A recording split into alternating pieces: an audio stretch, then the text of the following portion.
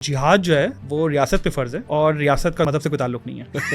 मसला हल हो गया, अब जिहाद होगा ही नहीं। अब देखें ना कि कितनी कॉन्ट्रडिक्शन है ये कि इस्लामिक टीचिंग्स हमें कुछ वैल्यूज दे रही हैं और आप ये कह रहे हैं कि जी वो पॉलिसी में आ नहीं सकता क्योंकि इसका तो ताल्लुक ही नहीं है आपसे। कि लिबरल आइडियोलॉजी रखना ये आइडियोलॉजी नहीं है। आप उसको मजहब के फ्रेमवर्क से देख रहे हैं। मैं कह रहा हूँ मजहब के फ्रेमवर्क से ना देखें। Iran is a quasi theocratic state, उसमें बहरहाल कुछ पावर डेलीगेट हुई हुई नीचे, पार्लियामेंट है, जुडिशरी है, लेकिन वो हुर्फ आखिर वो उनके विलायत फकीह, हाँ जी वही है। अफगानिस्तान तो प्रॉपर थियोक्रेटिक स्टेट है, मतलब कोई टेक्स्ट बुक डेफिनेशन देखनी हो तो आपको अफगानिस्तान खिलाफत का तो मॉडल यही था, खिलाफत राशिदा का मॉडल यही है जो अफगानिस्तान में और किसी हद तक ईरान में। तो गलत बात कर रहे हैं। सैयद अबुल आला मौदूदी साहब रहमतुल्लाह तआला अलैहि रिज़वानुल्लाह अलैहि से जो माछीगोट के इज्तिमा में इख्तलाफ हुआ था उसमें एक बात ये थी कि वेटो पावर जो है ना अमीर को होगा। क्या मतलब है, क्या फर्द आखिरी अथॉरिटी फैसले का उसको है, कोई राय से नहीं करेंगे कि ज्यादा राय। मतलब जब हमने ये दबाव आया ना जदीद दुनिया का तो हम जल्दी हमने कहा कि यार कुछ चीजें जमा करो। अब गामिदी साहब अल्लाह ताला उनकी हिफाजत करे, तवील उम्र अता करे, उनको हफीज़ुल्लाह ताला, वो हर वक्त वो आयत देते हैं कि अमरुम शुरा, भाई अमरुम शुरा उनसे हुकूमत का क्या ताल्लुक है, वहाँ ना आगे पीछे आप खुद नफ्ज में आयात और आयात की बात कर। अभी अगले उसमें 6 घंटे का पॉडकास्ट कर लिया आपने, 3 घंटे इसकी बारी नहीं है ना पॉलिटिकल इस्लाम वाली पे करनी। तो दो सवाल है और यकीन जाने ये दो सवाल मैं पिछले 15 साल से पूछने की कोशिश कर रहा हूं लोगों से, मुझे नहीं मिल पा रहा। सबसे नंबर 1 सवाल ये है कि खलीफा कैसे मुंतखब होगा, और नंबर 2 ये तो आप पॉलिटिकल इस्लाम वाला बताएंगे ना। नहीं अगर कोई ये कह रहा है कि जो अफगानिस्तान का मॉडल है वो बिल्कुल ऐन खिलाफत है, पहली बात तो मैं इससे इत्तेफाक नहीं कर रहा, मैं भी नहीं कर रहा, बिल्कुल इत्तेफाक नहीं कर रहा कि उसमें खलीफा कैसे मुंतखब होगा, नंबर 1। हज़रत अली की तरह इंतखाब हुआ। और दूसरा इस पे सवाल ये है कि ये इस्लामिक डॉक्ट्रिन में इस पे तो सब इत्तेफाक है ना कि भाई खलीफा अगर हुदूदुल्लाह को पामाल करने की कोशिश करेगा तो इसका फैसला कौन करेगा कि हुदूदुल्लाह पर पामाल हो रहा है नहीं हो रहा। कुछ हुदूदुल्लाह तो बिल्कुल वाज़ी है, नहीं वाज़े हैं, लेकिन हुदूदुल्लाह खुद थोड़ी आके बोलेंगे कि जी मैं पामाल हो रहा हूँ। आप लोग जब मजहब इस्लाम को सियासत साबित करते हैं या जो पॉलिटिकल इस्लाम के दाई, उन पे सबसे बड़ा एतराज ये है कि वे जो सबसे मेन चीज है इस्लाम सियासत में कि हाकिम को कैसे लाना है, किस तरह से चुनना है, वो है ही नहीं इस्लाम में। वो तो ये जो अमीरुल मोमिनीन हमारे इस वक्त अभी अफगानिस्तान में माशाल्लाह से मौजूद है, अल्लाह ताला उनकी उम्र दराज करे, वहाँ पर वली फ़क़ीह मौजूद है, अल्लाह ताला उस निज़ाम को मजीद मजबूती और इस्तेहकाम दे। यहाँ अल्लाह करे इस तरह के निज़ाम ना आए। ये हंसी निकाल दीजिएगा, लोग खफा हो जाएंगे। देखें ये कौन तय करेगा कि वो चुनिंदा लोग कौन होंगे। नहीं, अब जैसे अगर हम तीनों इधर बैठे हैं तो पता है ना आपकी तालीम इतनी ज्यादा है, इनकी ज्यादा, हमारी इतनी नहीं है, तो बस पता हो गया। अच्छा, जिनकी तालीम की तय भी उन्होंने किया वही ना, हम तो अवाम है ना, अवाम तो यही तो कह रहा है अवाम ने तय करना है। जो भी फैसला कर रहे होंगे वो फैसला कौन तय कर रहा होगा, भाई वही तो रुक गई है, वही तो नहीं आ रही। आपने ये फरमाया कि लिबरलिज्म को हमारे यहाँ बहुत मनफी पेश किया गया, तो क्या मतलब कोई मुस्बत चीज भी है, थोड़ी ये बताए ना, क्योंकि हम तो इसको मनफी समझते हैं। ये बाउंसर मार रहे हैं। इस्लाम में जब हम देखते हैं तो मुख्तलिफ ताबीरात हमें मिलती है ना कि ये निज़ाम नाफिज होना चाहिए। ईरान वाला भी है, अफगानिस्तान वाला भी, सऊदी अरब का भी, अगर अब तो वो काउंट नहीं होता लेकिन ये करते रहते हैं शेख साहब काउंट। कौन सा वाला मॉडल है जो हमारे लिए फिट है?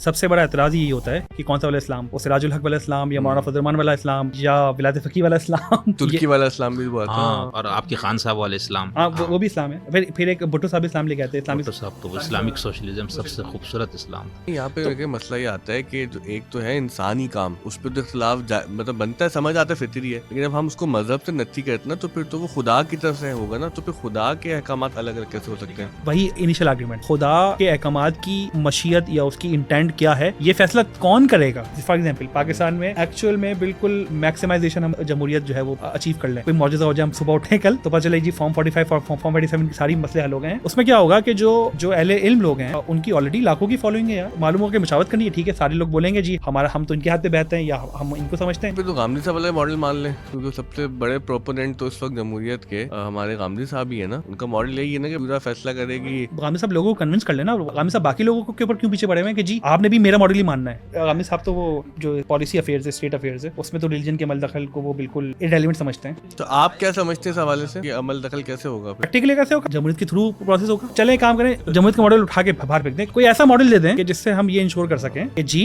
लोगों की राय के मुताबिक अहले इल्म मुंतखब होंगे और अहले इल्म की राय के मुताबिक जो है आपने पूरा एक प्रोसेस समझा दिया। At the end of the day principles क्या इंश्योर करना है, तमाम इंसान बराबर हैं। एक टर्म यूज करते हैं कॉन्स्टिट्यूशनल फ्रस्ट्रेशन, वो पाकिस्तान के लिए बिल्कुल सही बैठती है कि समझ नहीं आता कि कौन सी हमें जो शिकें हैं वो जमहूरियत के थ्रू मिली हैं। नहीं, 73 का सबसे आइडियल है। 73 का जो आइन है ये यकीन जाने पाकिस्तान की सोसाइटी के लिए मिरेकल है। That's the closest we have got. और उसके बाद जितने मुसलमान मुल्कों ने आइन बनाया ना, इसकी कॉपी की है ईरान समेत, क्योंकि पाकिस्तान की भी कुछ चीज कॉपी हुई है। भाई भुट्टो जैसा जीनियस की क़यादत में अगर काम हो कि जो सेकुलर स्टेट वहाँ तो ये कदगन नहीं, जो मजहबी स्टेट वहाँ मजहब की बुनियाद पे, अकीदे की बुनियाद पे, इसलिए मैंने मिसाल दी थी। चल इस पे भी आ जाते हैं। अमेरिका में ये बताइए कि कोई कम्युनिज्म के ऊपर बिलीव रखता है वो बन सकता है प्रेसिडेंट? मेरा नहीं ख्याल। तो उन्होंने कदगन लगा दी ना, बस लिखी भी नहीं है वो चीज। चाइना के अंदर अंदर कोई बोले कि जी हमें सोशलिस्ट मॉडल पसंद नहीं है लेकिन हम जो है कोई कॉज़ाई लिबरल मॉडल लेके आएंगे, तो मैं कह रहा हूँ कि इस्लामिक जो डिस्कोर्स है वो हिपोक्रेट नहीं है, वो रियलिटी को एक्सेप्ट करता है। एक हमारे पास अमीरुल मोमिनीन का मॉडल है अफगानिस्तान में, एक वली फ़क़ी का मॉडल है ईरान में, एक बादशाहत का अच्छा मॉडल है सऊदी अरब में, एक मॉडल हमारे पास बादशाहत का इस्लामी मॉडल जो है वो है ब्रुनाई दारुस्सलाम में। तो मैं कह रहा हूँ कि अब इन तमाम मॉडल में से आप किस मॉडल को कहना चाहते हैं कि ये इस्लामी है और इसको पाकिस्तान में आना चाहिए? इंडिया में देखें अभी होली के हवाले से क्या हुआ, यानी कि मुझे लगता है कोई भी बात नहीं कर रहा कि नहीं, वो बहुत अफसोसनाक है। मुस्लिम खवातीन के हवाले से जो वहाँ पे मामला हुए, मस्जिदों में जाके हमले किए हैं और क्या क्या नहीं किया, उस पर तो आपको बोलना चाहिए भाई। मेरा सवाल आप बताएं ना कि रियासत ने जुल्म किया, कुछ लोग उठ के मैं ये रियासत कंप्लिसिट है उस जुल्म के अंदर, या भी गलत बात है? क्या गलत बात है? अभी जो हमारे क्रिश्चियन के चर्च पे जब हमला हुआ तो हम क्या कहेंगे कि रियासत पाकिस्तान ने हमले किया कुछ जुनूनियों ने? यूपी वाले ने क्या आप कहा? मेरे इसका तो जवाब यूपी वाले ने दीजिए ना। कहा कि भाई के जुम्मा हर हफ्ते होता है, होली तो साल में एक दफा आती है। ये जुल्म नहीं है कि आप एक कम्युनिटी को ये कहें कि जी आप जुम्मे के लिए मत निकले। लोग इंडिया से नफरत तासुब, इंडिया से कोई नफरत नहीं है, मुझे कोई इंडिया से नफरत। आपने वो वीडियोस देखी हैं? मैं इसलिए एकदम परेशान हुआ कि रियासत भारत ने इस तरह किया, जुनूनियों ने किया ना। सवाल का जवाब दें। माइनॉरिटी की बात, यहाँ पे हमला हो पाकिस्तान में और पुलिस कंप्लिसिट हो जाए उस हमला करने वाले जत्थे के साथ, डर की वजह से ना। ठीक है, आप वो बताएं गलत कि है। रियासत जिम्मेदार है या नहीं है? आप इसका जवाब दें, रियासत जिम्मेदार है या नहीं?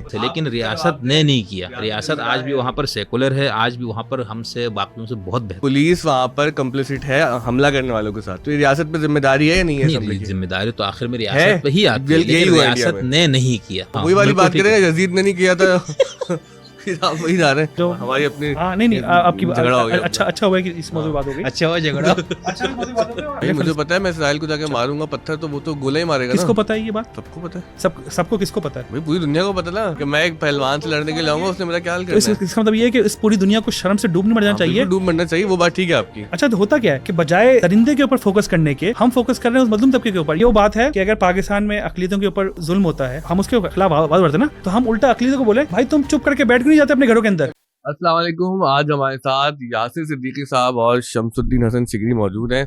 अस्सलाम वालेकुम यासिर भाई। वालेकुम सलाम, क्या हाल है आपके? बहुत बहुत शुक्रिया, अल्हम्दुलिल्लाह मैं खैरियत से हूँ। आपके पॉडकास्ट देख रहे हैं, आपने अमानुल्लाह के साथ नियॉन पे भी पॉडकास्ट किया और अहमद फौजान के साथ भी आप नज़र आए, तो हमने कहा कि हम क्यों आपको खाली हाथ जाने दें कराची से। कराची वाले होते हुए आप जाके पंजाब में पॉडकास्ट कर रहे हैं आपकी ज़ेर नवाजी है तो।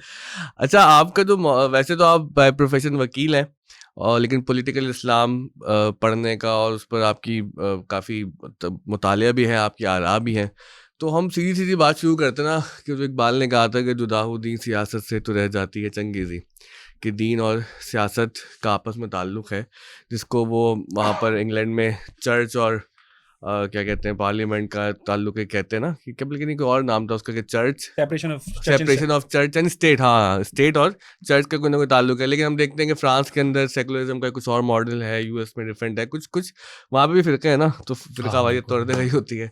लेकिन अगर हम अपने घर की बात करें तो अब बहुत ज़्यादा ये बात कही जा रही है कि जब भी आप इस्लाम को या मज़हब को, अगर हम ब्रॉडर टर्म में कहें, इस्तेमाल करते हैं सियासत में, तो नुकसान असल में मज़हब का हो रहा होता है, नुकसान असल में मजहबी लोगों का हो रहा है, क्योंकि सियासत तो उसी तर्ज पर होगी जो कि जदीद दुनिया के अब उसूल व ज़वाबित हैं। और वैसे भी आप देखते हैं ना कि जो हमारे मॉडर्न नेशन स्टेट्स हैं उनके मारिज़ वजूद में आने के बाद जो बहुत सी फ़िक्री ताबीरात थी हमारी, जो पॉलिटिकल इस्लाम के बहुत सारे आइडियाज़ थे, वो तो अब बहुत मुतज़ाद नज़र आते ना हमें इस जदीद निज़ाम से।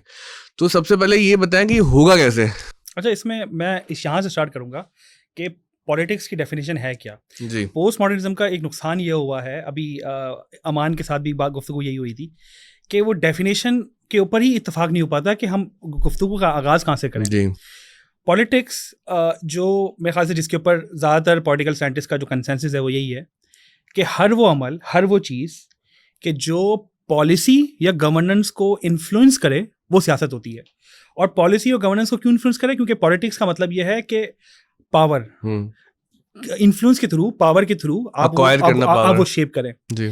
सो हर वो अमल, आपका हर वो अमल, मेरा हर वो अमल, आपकी हर कही भी बात कि जो पॉलिसी और गवर्नेंस को इन्फ्लुएंस कर सकती है, उसमें कोई मस्बत या मनफी कोई भी कंट्रीब्यूशन कर सकती है, वो पॉलिटिक्स है। अब अगर ये इस डेफिनेशन को लेके हम आगे बढ़ रहे हैं कि पॉलिटिक्स उसको कहते हैं, सो एक मंतकी जो नतीजा है वो ये निकलता है कि मज़हब उससे सेपरेट कैसे हो सकता है।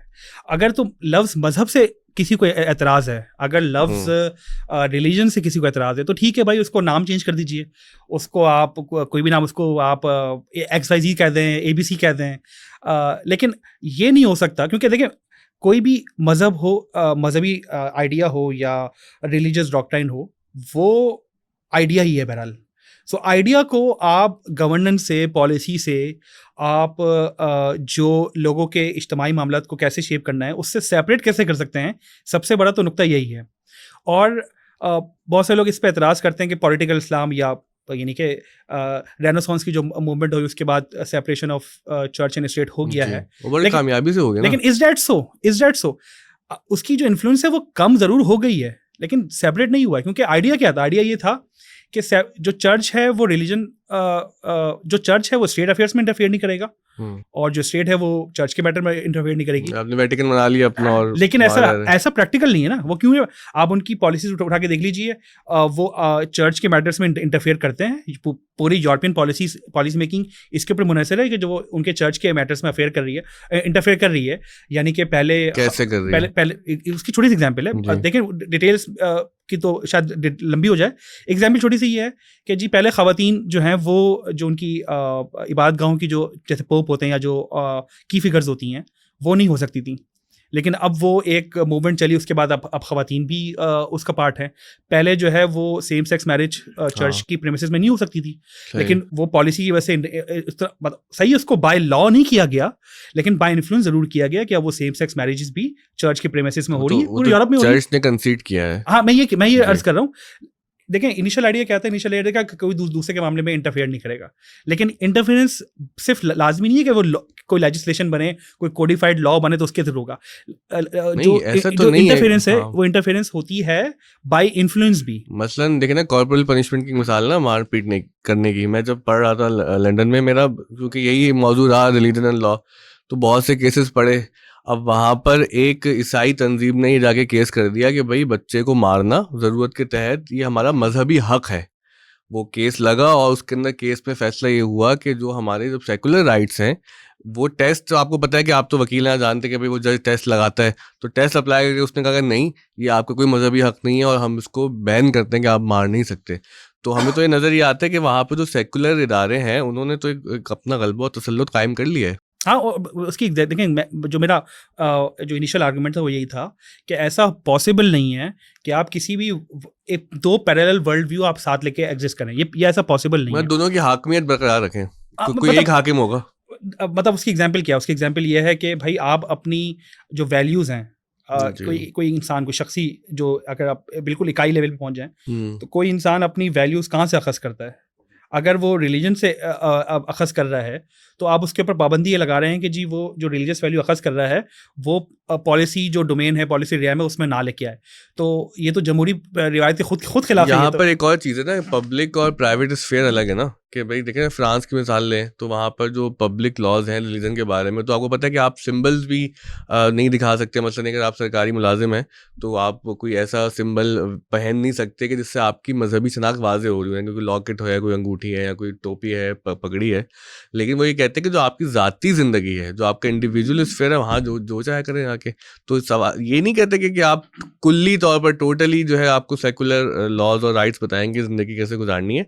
जो फ़र्द का ज़ाती इख्तियार है अपने दायरे में वो उसका है, लेकिन जब आप इज्तिमाई ज़िंदगी में आएंगे तो फिर वहाँ पर आपको अपनी मजहबी शनाख्त को पीछे रखना होगा। अच्छा, ये बात भी काफ़ी एब्स्ट्रैक्ट बात है कि प्राइवेट और पब्लिक लाइफ बिल्कुल सेपरेट है। ये भी बहुत एब्स्ट्रैक्ट बात है। प्रैक्टिकली अगर देखें तो प्रैक्टिकली पॉसिबल कैसे है? प्रैक्टिकली प्राइवेट लाइफ क्या है कि जो अपनी घर में लाइफ गुजार रहे हैं, जो आपकी ज़ात के ऊपर लाइफ गुजार रहे हैं, वो प्राइवेट लाइफ है ना। नहीं, मसला नहीं, हमारे मसाजिद हैं वो आप पता बेदरीग इस्तेमाल होता है लाउड स्पीकर्स का, तो वहाँ जाके दूसरी इंतहा देखें कि आप जो है वो अजान भी नहीं दे सकते। तो मुझे ये समझ आएगा कि जैसे मस्जिद के अंदर आप जो चाहे करें इबादत, आपके गुरुद्वारा है, आपका चर्च है, लेकिन अगर उसकी आवाज़ से बाहर वाले मुतासर हो रहे हैं तो ये वो पब्लिक लाइफ है कि जिसके अंदर कलेक्टिवली लोग रह रहे हैं। हाँ, मैं आपसे वही अर्ज कर रहा हूँ कि जो ये एब्स्ट्रैक्ट बात क्यों है कि अगर प्राइवेट और पब्लिक आप उसको ऐसे काउंटर कर रहे हैं कि जी वो सिर्फ मसला मस्जिद का नहीं है, वो मसला न्यूसेंस का है कि भाई कोई भी ऐसी आवाज़ होगी, मतलब वो जो कदगन लगती है वो सिर्फ मसाजिद पे नहीं लगती है, वो किसी भी ऐसी और भी किसी भी एक्टिविटी, कोई कॉन्सर्ट भी हो रहा होगा तो वो लगी। जो मैं जिस अंदाज से गुफ्तगू करना चाहता वो ये था कि ये बहुत ही एब्स्ट्रैक्ट बात है कि प्राइवेट और पब्लिक क्या होता है, क्योंकि अगर ये कहते हैं जी मज़हब बहुत ही प्राइवेट मामला है और मज़हब जो है वो पब्लिक अफेयर्स में नहीं होना चाहिए, मैं अपने वापस इनिशियल आर्गूमेंट पे आता हूँ। शायद हम थोड़ी सी डाइग्रेशन कर रहे हैं। मेरा जो आर्गूमेंट था वो ये था कि आप ये राय रख सकते हैं कि जी मज़हब को पॉलिसी अफेयर्स में इंटरफेयर नहीं करना चाहिए, ये राय रख सकते हैं। सही। जो राय रख रहा है उसका ये इख्तियार होना चाहिए वो ये राय रखे, लेकिन वो ये राय रखकर दूसरों पे मुसल्लत नहीं कर सकता कि तुम भी वो राय रखो जी। जो मेरा आर्गूमेंट ये है। सही बात। और वो क्यों है?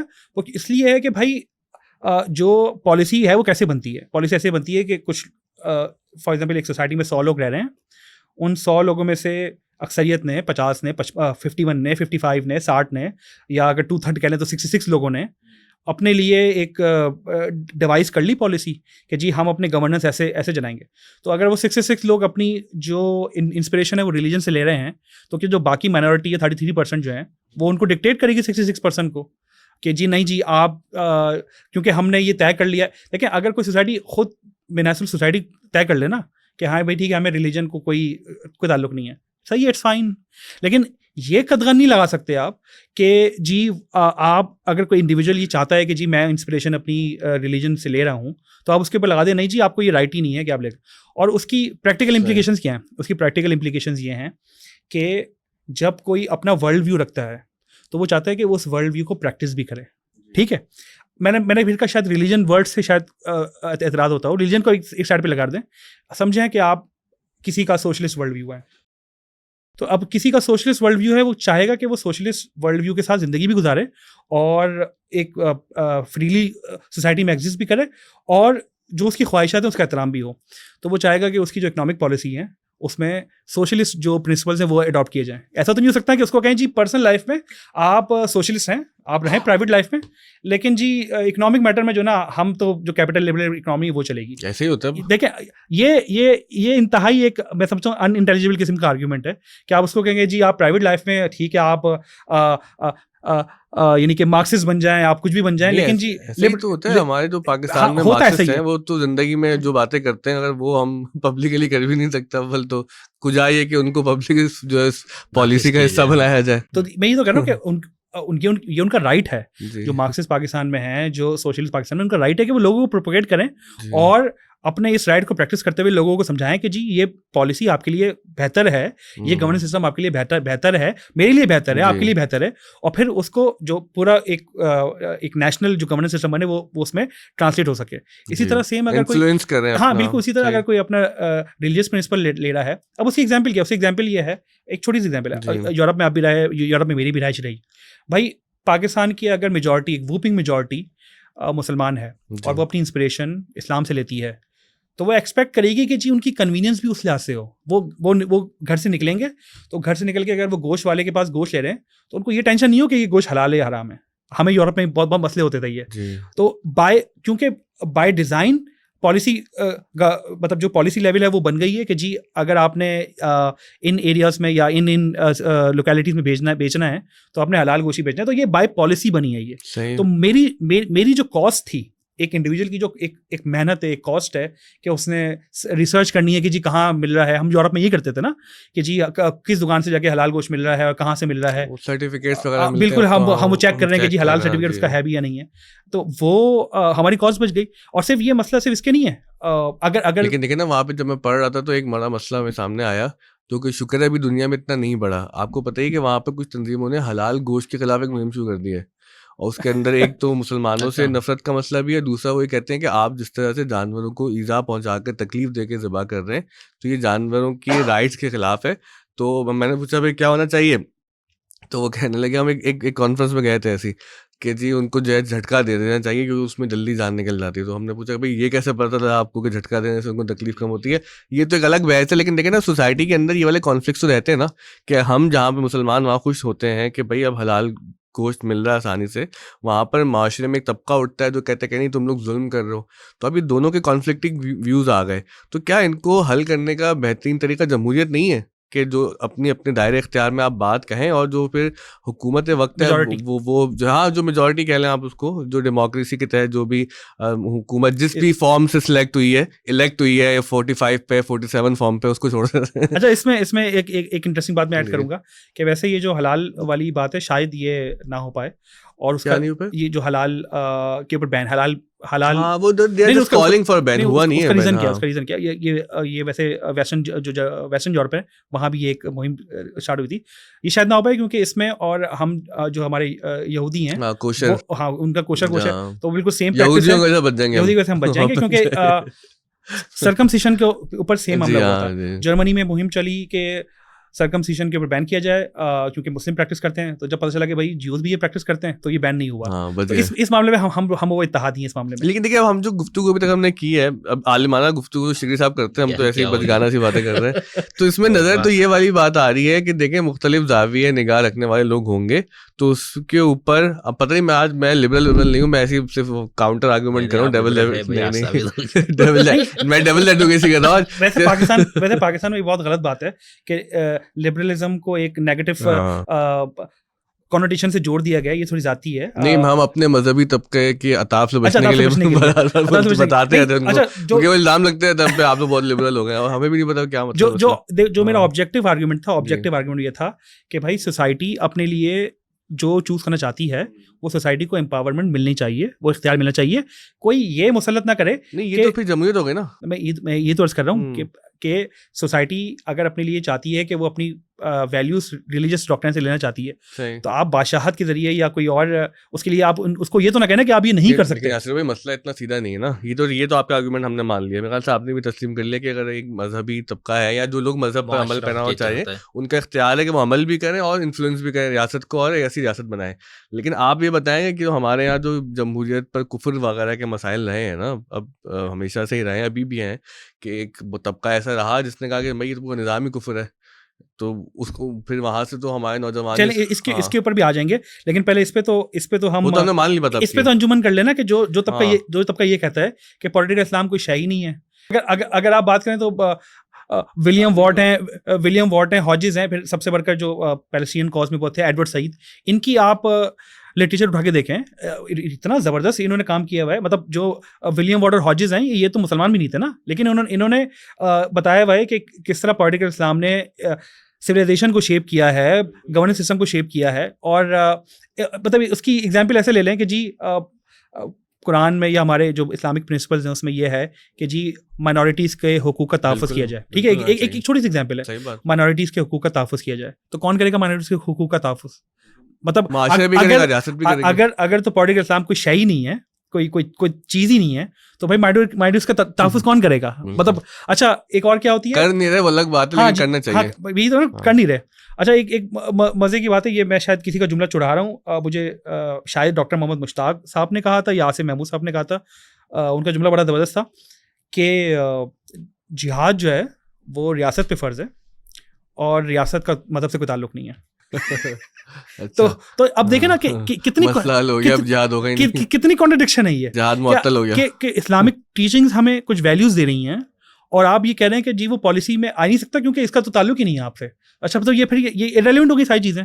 तो मेरे ख्याल से 70% जो टीचिंग है वो फिर तो निकाल दें आप। गामदी साहब ने मसला हल किया ना, जुल्म के खिलाफ जिहाद। उधर अभी आते हैं, अभी देखिए ना, आपकी बात तो हमने बात मान ली ना कि भाई पॉलिटिकल इस्लाम है, और मेरे ख्याल से ये तो कोई सवाल ही नहीं ना कि नहीं है। मेरा सवाल एक दो सवाल है, अगर आप इजाजत दे तो। मैं पूरी इजाजत है आपको। नहीं, माशाल्लाह बहुत खूबसूरत और ज़बरदस्त गुफ्तगू की भाई, मैं तो मुस्तफ़ीद हुआ। अच्छा यासिर साहब, मैं यहाँ पर आपके अभी तक जो नजम साहब ने इब्तिदा में तारुफ़ी गुफ्तगू और आपने जो बात की, तो उस पर दो तीन मेरे तालिब इल्माना सवालात पैदा हुए हैं। तालिब इल्माना से डरेगा? हाँ, तो सबसे पहले तो ये है कि जब हम पॉलिटिकल इस्लाम की इस्तिलाह इस्तेमाल करते हैं, जिसको हम उर्दू में सियासी इस्लाम और अरबी में अल इस्लाम अस्सियासी कहते हैं, तो इस इस्तिलाह का मफ़हूम क्या बनता है?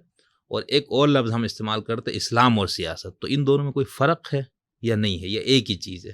अच्छा, हमने शायद उस डेफिनेशन पे एग्री कर लिया था कि सियासत हर वो अमल है। आपने सियासत की डेफिनेशन की, पॉलिटिकल इस्लाम की डेफिनेशन मैं उसी से बात आगे बढ़ा रहा हूँ कि अगर हमने उस डेफिनेशन पे एग्री कर लिया कि सियासत हर वो अमल है कि जो पॉलिसी और गवर्नेंस को इन्फ्लुएंस करती है, हर वो एक्शन, हर वो अमल है, तो सियासी इस्लाम है वो हर वो अमल है जो इस्लाम के बताए उसूलों के मुताबिक उन पॉलिसी को गवर्न करना चाहता है, और जो प्रिंसिपल्स इस्लाम ने दिए हुए हैं वो कैरी फॉरवर्ड करता है।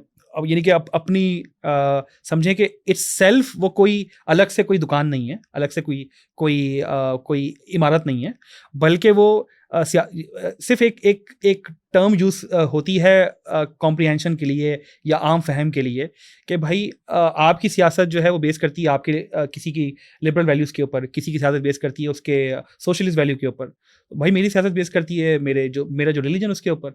सो बस मैं उन वैल्यूज़ को आगे फॉरवर्ड कर रहा हूँ। जो फ्रेमवर्क रहेगा उस ताकत के हुसूल के लिए और जो इन्फ्लुएंस करने के लिए, वो तो हर दौर में वेरी होता रहा है, हर दौर में। आज जमहूरियत की मेराज है, कल हो सकता है कि बियॉन्ड, क्योंकि यूरोप में तो इसके ऊपर पेपर्स लिखे जा रहे हैं कि what is beyond digital dictatorship, democracy, what is beyond democracy. तो बात तो है ना कि डिजिटल डिक्टेटरशिप मतलब जमहूरियत के भी बियॉन्ड क्या है। तो अच्छा, इसमें मौदूदी साहब ने फरमाया था, आप तस्दीक कीजिएगा मैं गलती कर रहा हूँ बात करने में, कि वो जो करारदाद मकासद शामिल करके आइन को कलमा पढ़ा लिया और अब हमें एतराज़ नहीं है, तो ये वही वाली बात आप कर रहे हैं ना कि वो तो अगले उस पे मैं सवाल क्या आइन और जो सियासत का निज़ाम तो वही रहेगा, बस आपके जो गाइडिंग प्रिंसिपल है वो होंगे जो मजहब ने दिए। मुझे जो उलझन है वो ये कि ये इस इस्तिलाह को इसका मतलब ये कि हम ये कहेंगे जैसे सूफ़ी इस्लाम हम लफ्ज़ इस्तेमाल करते हैं या हम फ़िक़ही इस्लाम की इस्तिलाह इस्तेमाल करते हैं, या हम मसलक पे आके कहते हैं देवबंदी इस्लाम, शिया इस्लाम, ये इस्तिलाहात।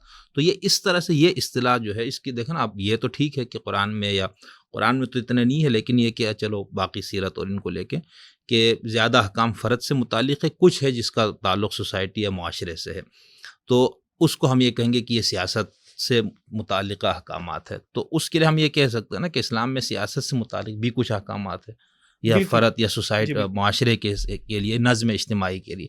लेकिन लफ्ज़ पॉलिटिकल इस्लाम में मुझे उलझन है कि क्यों, कहाँ से ये लफ्ज़ आया और इसका पूरा कोई तस्वुर है फ़लसफ़ियाना, कोई इसका कोई बुनियादें हैं या नहीं? पर्टिनेंट सवाल है ये, थोड़ा सा थियोलॉजिकल फ्रेमवर्क में हो जाएगा। मैंने हमें पहले गुफ्तगू हुई थी तो मैंने बताया कि फ़िलॉसफी पे शायद मेरी इतनी गिरफ्त ना हो, पॉलिसी स्टडीज़ मेरी हमेशा रही है, लेकिन मैं उसमें आपकी बात एड्रेस कर दूँ कि थियोलॉजिकली आपकी बात सही है कि पॉलिटिकल इस्लाम कहाँ से आया, ये अकामत दीन के कॉन्सेप्ट से आया, और ये कोई नया कॉन्सेप्ट नहीं है। इमाम अबू हनीफ़ा, इमाम इब्न तैमिया, मौलाना मौदूदी, अल्लामा यूसुफ अल करज़ावी, इन सब ने ये जो कॉन्सेप्ट्स हैं ये दिए हैं।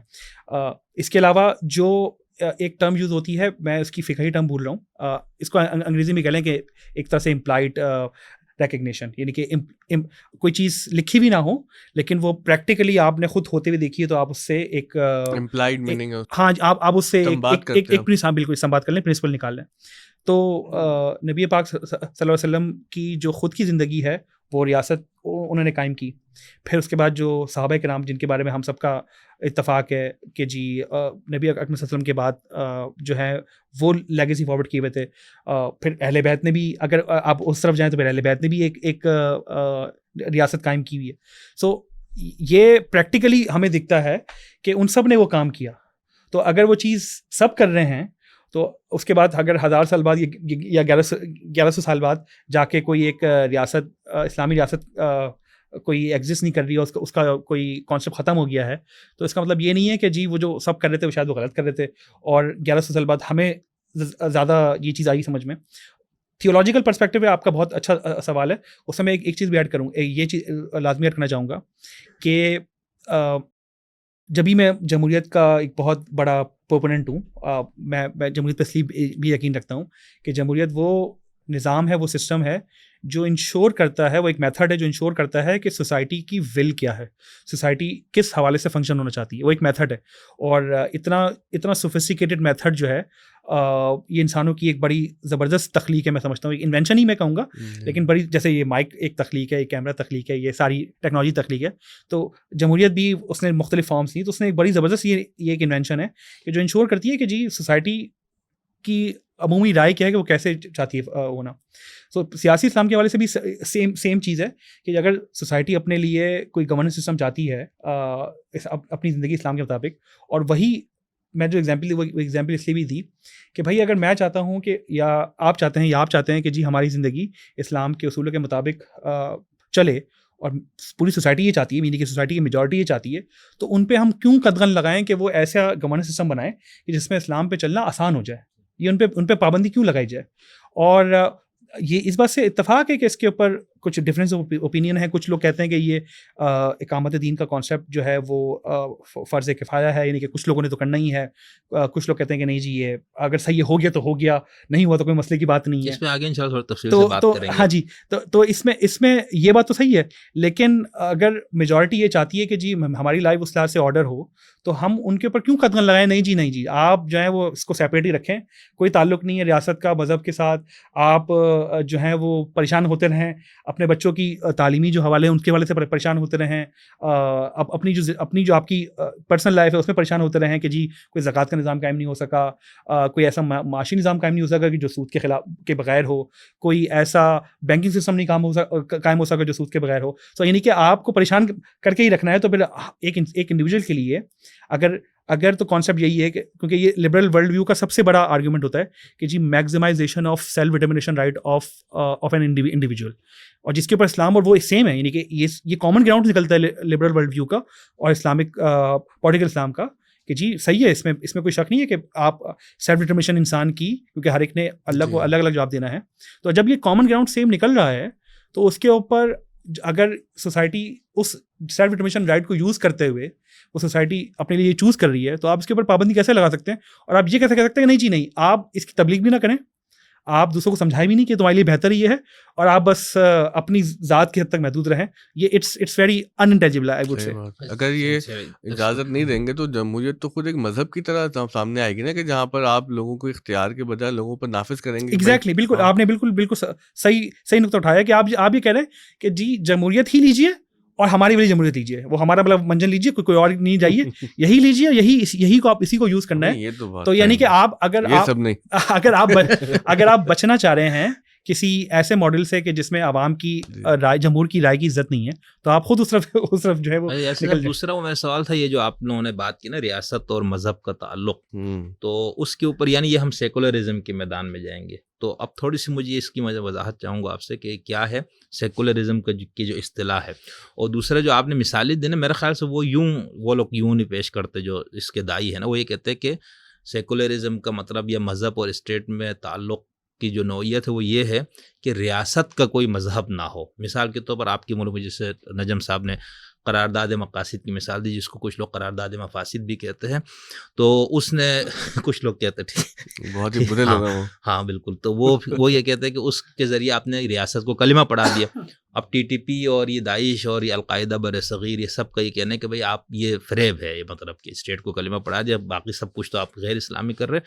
तो उसमें ये नहीं है कि मज़हब का स्टेट नहीं होगा, यानी आपके मुल्क में ये नीम जमहूरी, नीम इस्लामी, नीम लिबरल, नीम सेकुलर मुल्क है पाकिस्तान जो है ना, इसका कोई अभी तक मुकम्मल कोई वो उसके ऊपर वो नहीं है।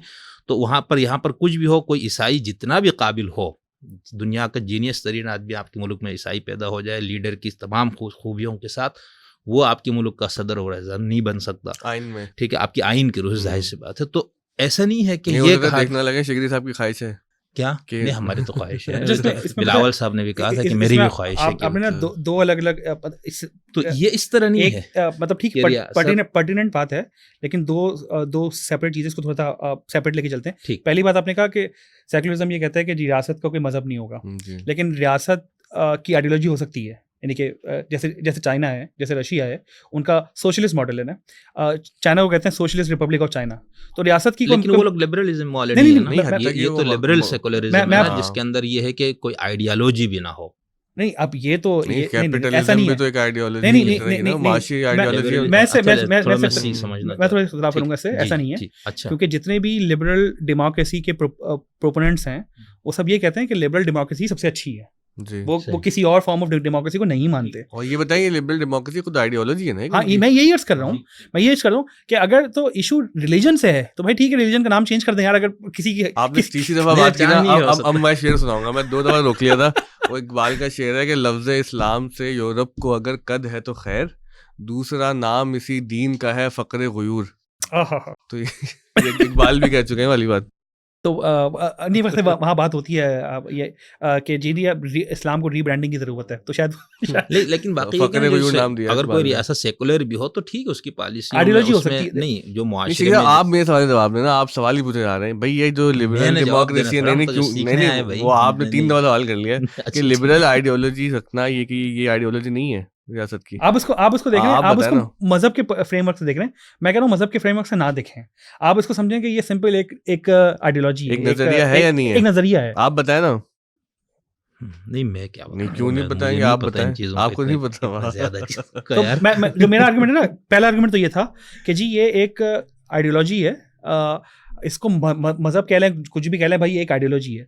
तो अगर रियासत उनका कहना क्या है, उनका कहना ये है जो separation of church and state start हुई थी ना, उसकी जो एसेंस थी, वो उनका ये कहना नहीं था कि जी कि हमें इस आइडिया से इशू है।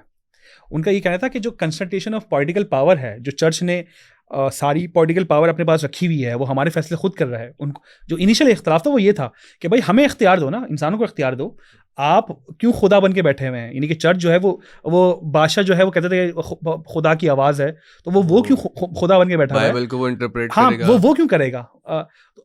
असल जो फड्डा था वो यहाँ से शुरू हुआ कि उनका आर्गुमेंट, इनिशियल आर्गुमेंट ये था, हमारे तो ये इशू ही नहीं है। हम तो खुद कहते हैं कि जी अवामी जमहूर के थ्रू जो भी गवर्नेंस सिस्टम बने वो बन जाए, हमें इससे इख्तिलाफ ही नहीं है। तो जो इशू था वो पॉलिटिकल कंसंट्रेशन के ऊपर था, थियोक्रेसी के अगेंस्ट था। ये दो टर्म है, ये दो आगे, थियोक्रेसी और theology. Theological framework of state it's एक डिफरेंट फ्रेमवर्क है बिल्कुल, और थियोक्रेटिक स्टेट होना एक डिफरेंट है। दोनों में मतलब जमीन आसमान का फर्क है, जौहरी लेवल का फर्क है, न्यूक्लियर लेवल का फर्क है। एक में कंसंट्रेशन ऑफ पॉलिटिकल पावर है, ईरान और अफगानिस्तान, हाँ, ईरान ये दोनों क्या है? ईरान पहले कह दिया था उन्होंने। Iran is a quasi theocratic state. Quasi इसलिए यूज कर रहा हूँ कि उसमें बहरहाल कुछ पावर डेलीगेट हुई हुई नीचे, ठीक है, पार्लियामेंट है, जुडिशरी है, लेकिन वो हुर्फ आखिर वो उनके विलायत फकीह, हाँ जी वही है। तो इसलिए अफगानिस्तान तो प्रॉपर थियोक्रेटिक स्टेट है। मतलब कोई टेक्स्ट बुक डेफिनेशन देखनी हो तो आपको अफगानिस्तान, खिलाफत का तो मॉडल यही था, खिलाफत राशिदा का मॉडल यही है जो अफगानिस्तान में और किसी हद तक ईरान में। ये तो आप गलत बात कर रहे हैं। हतमी आखिरी जो, अच्छा, आपको ये नहीं पता कि लिबरल जो डेमोक्रेसी आइडियोलॉजी है या नहीं, लेकिन आपको ये पता है कि अफगानिस्तान में ये बहुत अच्छी बात है। अच्छा मेरा सैयद अबुल आला मौदूदी साहब रहमतुल्लाह तआला अलैहि रिज़वानुल्लाह अलैहि से जो माछीगोट के इज्तिमा में इख्तलाफ हुआ था, उसमें एक बात ये थी कि वेटो पावर जो है ना अमीर को होगा। क्या मतलब है, क्या फर्द आखिरी अथॉरिटी फैसले का उसको है, कोई राय से नहीं करेंगे कि ज्यादा राय है। तो वो खिलाफत राशिदा का मॉडल ही है। इसमें एक सवाल है मेरा, बिल्कुल अफगानिस्तान में खिलाफत राशिदा है। इसमें बल्कि नहीं, दो सवाल है, और यकीन जाने ये दो सवाल मैं पिछले 15 साल से पूछने की कोशिश कर रहा हूँ लोगों से, मुझे नहीं मिल पा रहा। सबसे नंबर 1 सवाल ये है कि खलीफा कैसे मुंतखब होगा, नंबर 1। और नंबर 2, ये तो आप पॉलिटिकल इस्लाम वाला बताएंगे ना। नहीं, अगर कोई ये कह रहा है कि जो अफगानिस्तान का मॉडल है वो बिल्कुल ऐन खिलाफत है, इससे पहली बात तो मैं इससे इत्तेफाक नहीं कर रहा, मैं भी नहीं करता, बिल्कुल इत्तेफाक नहीं कर रहा कि उसमें खलीफा कैसे मुंतखब होगा, नंबर 1। हजरत अली की तरह इंतखाब हुआ है। और दूसरा इस पे सवाल ये है कि ये इस्लामिक डॉक्ट्रिन में इस पे तो सब इत्तेफाक है ना कि भाई खलीफा अगर हुदूदुल्लाह को पामाल करने की कोशिश करेगा तो इसका फैसला कौन करेगा कि हुदूदुल्लाह पर पामाल हो रहा है नहीं हो रहा। कुछ हुदूदुल्लाह तो बिल्कुल वाजी है ना, वाज़ेह है, वाज़ेह हैं, लेकिन हुदूदुल्लाह खुद थोड़ी आके बोलेंगे कि जी मैं पामाल हो रहा हूँ। देखिए ना, हाँ। कोई इंसान होगा, उसकी आवाज होगी, वो कौन इंसान होगा? हजरत अबूबकर सिद्दीक, हजरत उमर फारूक, हजरत उस्मान गनी, हजरत अली मुर्तज़ा मौला कायनात अलैहिस्सलाम, अमीर माविया, इमाम हसन अलैहिस्सलाम, और उसके बाद कौन आया? इन सब का तरीक़ा अलग है इंतखाब का, ये अलग अलग तरीक़ों। इस्लाम ने कोई ऐसी, यही तो झगड़ा है जो आप लोग जब मज़हब इस्लाम को सियासत साबित करते हैं या जो पॉलिटिकल इस्लाम के दाई है, उन पर सबसे बड़ा एतराज़ ये है कि वह जो सबसे मेन चीज़ है इस्लाम सियासत में कि हाकिम को कैसे लाना है, किस तरह से चुनना है, वो है ही नहीं इस्लाम में। इसीलिए हर एक का अलग हुआ। तो ये जो अमीरुल मोमिनीन हमारे इस वक्त अभी अफ़गानिस्तान में माशाल्लाह से मौजूद है, अल्लाह ताला उनकी उम्र दराज करे और इस सिस्टम को मजबूत करे। वहाँ पर वली फ़क़ीह मौजूद है, अल्लाह ताला उस निज़ाम को मज़ीद मजबूती और इस्तेहकाम दे। मतलब यहाँ अल्लाह करे इस तरह के निज़ाम ना आए, लेकिन उनके तो भाई वो एन यही तरीका है ना कि आपने, यानी अब जैसे हम अभी मुल्ला हिबतुल्लाह कैसे आया, ये हंसी निकाल दीजिएगा, लोग खफा हो जाएंगे। देखें मुल्ला हिबतुल्लाह हफिज़हुल्लाह ताला कैसे इक़्तिदार में आया, 20 साल इन्होंने जिहाद किया, अमेरिका के खिलाफ, गासिब कौम के खिलाफ करते करते करते जब उसको भागना पड़ा तो ये लोग हुकूमत में आए और सब ने मिल के इनको कहे हम में सबसे आलम, सबसे आलिम, सबसे जयीद उम्र जो शराइत बयान की वो आप है, लिहाजा आप हमारे खलीफा बन गए। वो जो तालिबान जिन्होंने ये इनकलाब लाया, इनकलाबी लोगों ने, यानी कि जो गिरोह फातेह हुआ उसी ने फैसला कर लिया कि हम में ज्यादा आलिम यही है, ज्यादा बुजुर्ग यही है, ज्यादा तो यानी कि मुशावरत का एक मॉडल था ना वहाँ पे। बट ठीक है, सही है, कह सकते। अच्छा, अब जो फर्क क्या है, हल अक्द का अच्छा मुशावरत। अब देखें फर्क क्या हुआ ठीक, जो उनके मॉडल में और मौलाना मौदूदी या अल्लामा यूसुफ अल करदावी के मॉडल में जो फर्क हुआ वो ये हुआ कि वो ये कहते हैं, उन्होंने एक किस्म की एक उसे एक मतलब मैं कोई गलत सवाल लफ्ज यूज नहीं करना चाह रहा, लेकिन उन्होंने एक किस्म की कितना गलत सवाल कर लेंगे, एक इस्लामिक एलीट उन्होंने बना ली, इस्लामिक एलीट उन्होंने बनाई हुई है कि जी ये जो हमारे लोग हमसे जो रिलीजियस एलीट हो, जो हाँ रिलीजियस एलीट, जो ये लोग लड़ रहे हैं ना, बस भाई यही पहुंचे हुए लोग हैं, यही जाएंगे, इनका बेड़ा पार है और बाकी सब आप लोग बेवकूफ़ हैं, आप लोग को कोई अकल नहीं है। इस्लाम इसके मुखालिफ है, क्योंकि खुतबा हिज्जतुल विदा और जितने भी इस्लामिक डॉक्ट्राइन के प्रिंसिपल्स हैं वो यही कहते हैं कि ख़त्म नबूवत के ऊपर हम सबका ईमान है, और ख़त्म नबूवत के जो इम्प्लीकेशंस हैं ना वो दो हैं। पहली इम्प्लीकेशन तो ये है कि भाई उसके बाद अल्लाह के नबी जो नबी अकरम सल्लल्लाहु अलैहि वसल्लम के बाद कोई नबी नहीं आएंगे पहली, और दूसरी ये कि वही भी नहीं आएगी। तो अब अगर वही भी नहीं आएगी तो इसका मतलब ये है कि ये तय करने वाला कौन होगा कि क्या चीज़ सही है क्या चीज़ गलत है। तो उसके लिए मुशावरत का सेटअप है। अब मुशावरत का सेटअप कैसे है कि भाई कुछ लोग अहले इल्म लोग वो मुशावरत करेंगे और अपने लिए गवर्नेंस का निज़ाम बनाएंगे। अच्छा, अहले इल्म लोग कौन होंगे, इसका फैसला कौन करेगा? तो आप अल्टीमेटली मतलब आप जितनी भी लेयर्स बनाते जाएं, अल्टीमेटली आवाम के पास जाकर ये फैसला पहुंचेगा कि आवाम बताएगी कि जी हम समझते हैं ये अहले इल्म है, अहले इल्म बताएंगे जी हम में सबसे अच्छा ये है। तीन खुलफा में किसका ऐसा हुआ है आप बताएं? इब्तिदाई तीनों जो तीनों का मॉडल है उसमें एक कह लें कि हज़रत अली का तो किसी हद तक ये हुआ है, बाकी तीनों का बताएं।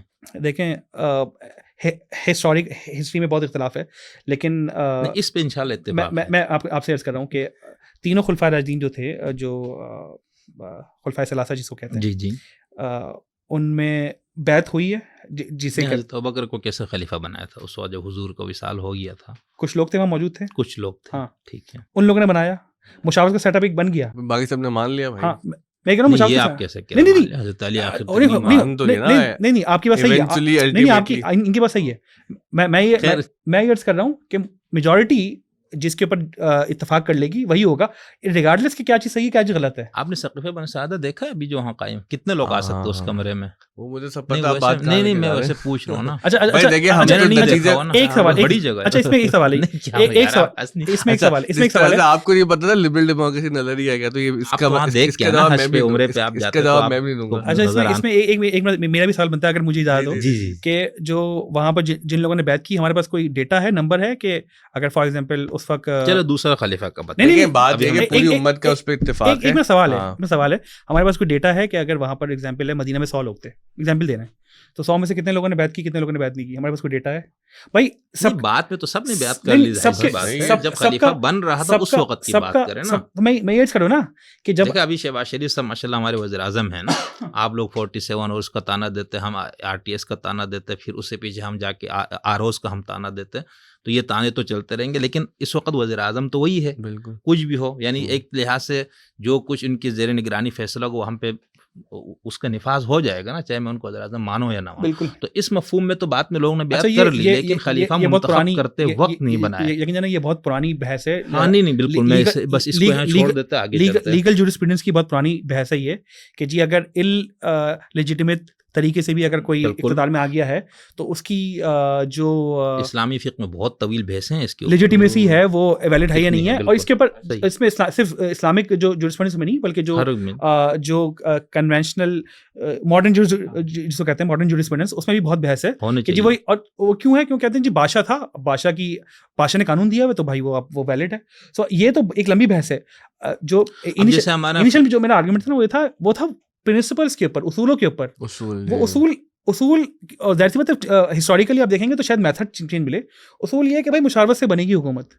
अब मुशावरत किससे बनेगी? वो लोगों की मुशावरत से बनेगी। अगर कहीं पे कोई डिस्क्रिपेंसी किसी को लगती है हुई है तो वो इन उसूल के खिलाफ तो नहीं जाए ना वो, मैं ये कह रहा हूँ कि भाई बोले कि इन उसूलों के खिलाफ जाके कुछ मामला हुआ तो एटलीस्ट वो रेफर तो उसूलों की कर रहा है ना। तो आज के लिए तो ठीक है, अगर देखो हमने कुरान आज के लिए अपने लिए मशवरा राय लेनी है तो उन्हीं उसूलों पर रहना ना कुरान पाक भाई, में कि मुशावरत करनी है, और मुशावरत के लिए जो है वो कौन करेगा, वो अहले इल्म करेंगे। अहले इल्म की डेफिनेशन कौन होगी, वो आवाम बताएगी कि वो जिनको अहले इल्म समझती है।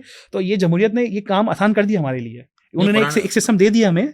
अगर सही एक्चुअल मायने में जमहूरियत हमें मिल जाए तो हुजूर की हदीस थी अलाइमतु मिन कुरैश, तो मुशावरत किधर से आने वहाँ। तो ये ऐसे ही मतलब जब हमने ये दबाव आया ना जदीद दुनिया का, तो हम जल्दी जल्दी हमने कहा कि यार कुछ चीज़ें जमा करो। अब गामिदी साहब अल्लाह ताला उनकी हिफाजत करे, तवील उम्र अता करे उनको, हफीज़ुल्लाह ताला, वो हर वक्त वो आयत देते हैं कि वो अमरुम शुरा, भाई अमरुम शुरा भाई उनसे हुकूमत का क्या ताल्लुक है यार, वहाँ ना आगे पीछे आप खुद नब्ज़ में आयात और रब्ते आयात की बात कर। अभी अगले उसमें 6 घंटे का पॉडकास्ट कर लिया आपने, 3-3 इसका घंटे ये बारी नहीं है ना पॉलिटिकल इस्लाम वाली पे करने। तो आप उनसे पूछेगा जो आज नहीं, मैं सिर्फ ये कह रहा हूँ कि हाँ। अब उन दो देखो हुजूर से कहा वशाविरहुम फिल अमरी व इज़ा अज़मता फतवक्कल अलल्लाह, ठीक है, वो किसी मामले में हो गया, चलो हुजूर को मशवरे का हुक्म है, ठीक हो गया। दूसरा अमरुहुम शूरा बैनहुम, मोमिनीन की सिफात में एक चीज़, लेकिन उसका इतलाक़ इस तरह से नहीं है ना कि ये हुकूमत हाकिम बनाने के लिए था। और चलो फिर हमारे यहाँ शुरू के मुतकल्लिमीन फ़ुक़हा ने इसको करके हिल्ल अक़्द की एक इस्तिलाह वज़ह की कि सिर्फ चुनिंदा लोग होंगे जो खलीफा के इंतखाब में हिस्सा लेंगे, अवाम का कोई नहीं था। ये तो शुक्र है जमहूरियत का, सेकुलरिज्म का, सोशलिज्म की बरकतें हैं जिसने अवाम एक आम आदमी को जो मेरा इनिशियल सवाल था वो आपने उसको एड्रेस नहीं किया। मेरा इनिशियल तो सवाल का जवाब थोड़ा देने हैं, हम तो आपसे सीखने आए हैं। मेरा इनिशियल सवाल ये था, अपनी चक्कर चला के दूसरे को मेरा इनिशियल सवाल ये था कि ये कौन तय करेगा कि वो चुनिंदा लोग कौन होंगे। नहीं, अब जैसे अगर हम तीनों इधर बैठे हैं तो पता है ना, आपकी तालीम इतनी ज्यादा है, इनकी नहीं, हमारी इतनी नहीं है, तो बस पता हो किसी को इत्तेफाक करना पड़ेगा ना। अच्छा, जिनकी तालीम की तय भी उन्होंने की है।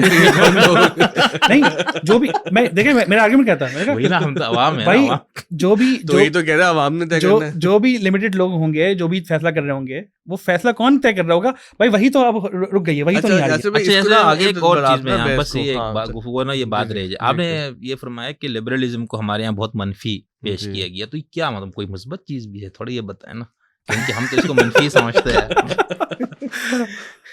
ये बाउंसर मार रहे हैं। मेरा ख्याल है कि अगर हम इस्लामिक प्रिंसिपल्स को देखें तो कॉमन ग्राउंड्स के ऊपर इत्तेफाक हो सकता है।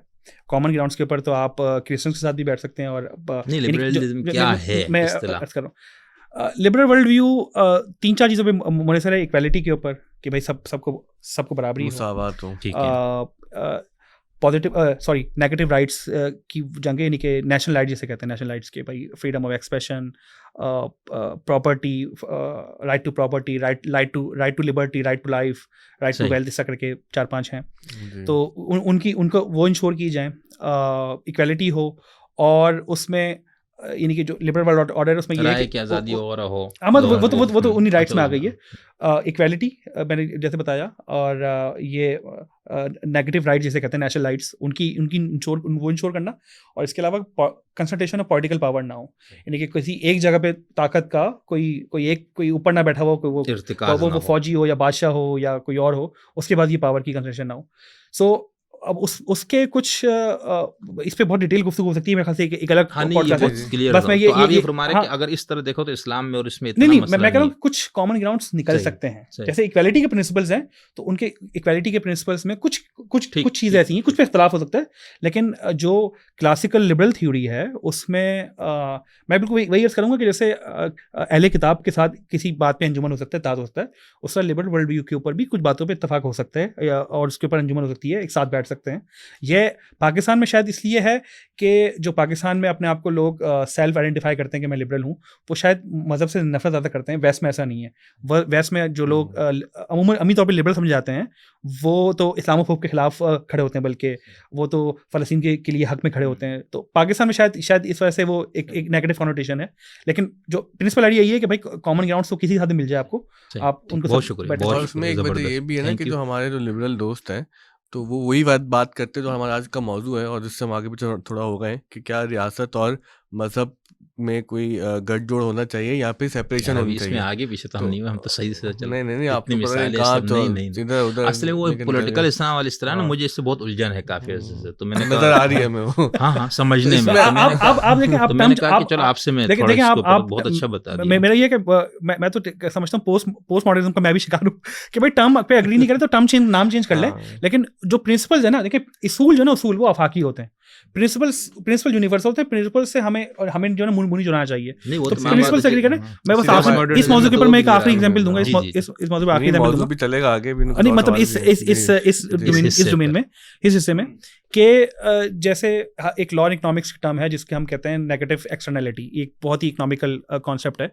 यानी कि उसकी एग्जांपल ये है कि आपकी जो प्रोडक्शन है, आप जो प्रोड्यूस कर रहे हैं, वो माशरे में एक मनफी अमल के साथ वो प्रोड्यूस हो रहा है। जैसे उसकी एग्जांपल ये है कि एक फैक्ट्री लगाई हुई है आपने, वो फैक्ट्री जो है वो 100 कपड़े बनाती है दिन के। अब 100 कपड़े बनाती है, उसमें 500 रुपये कमाती है एग्जाम्पल के लिए।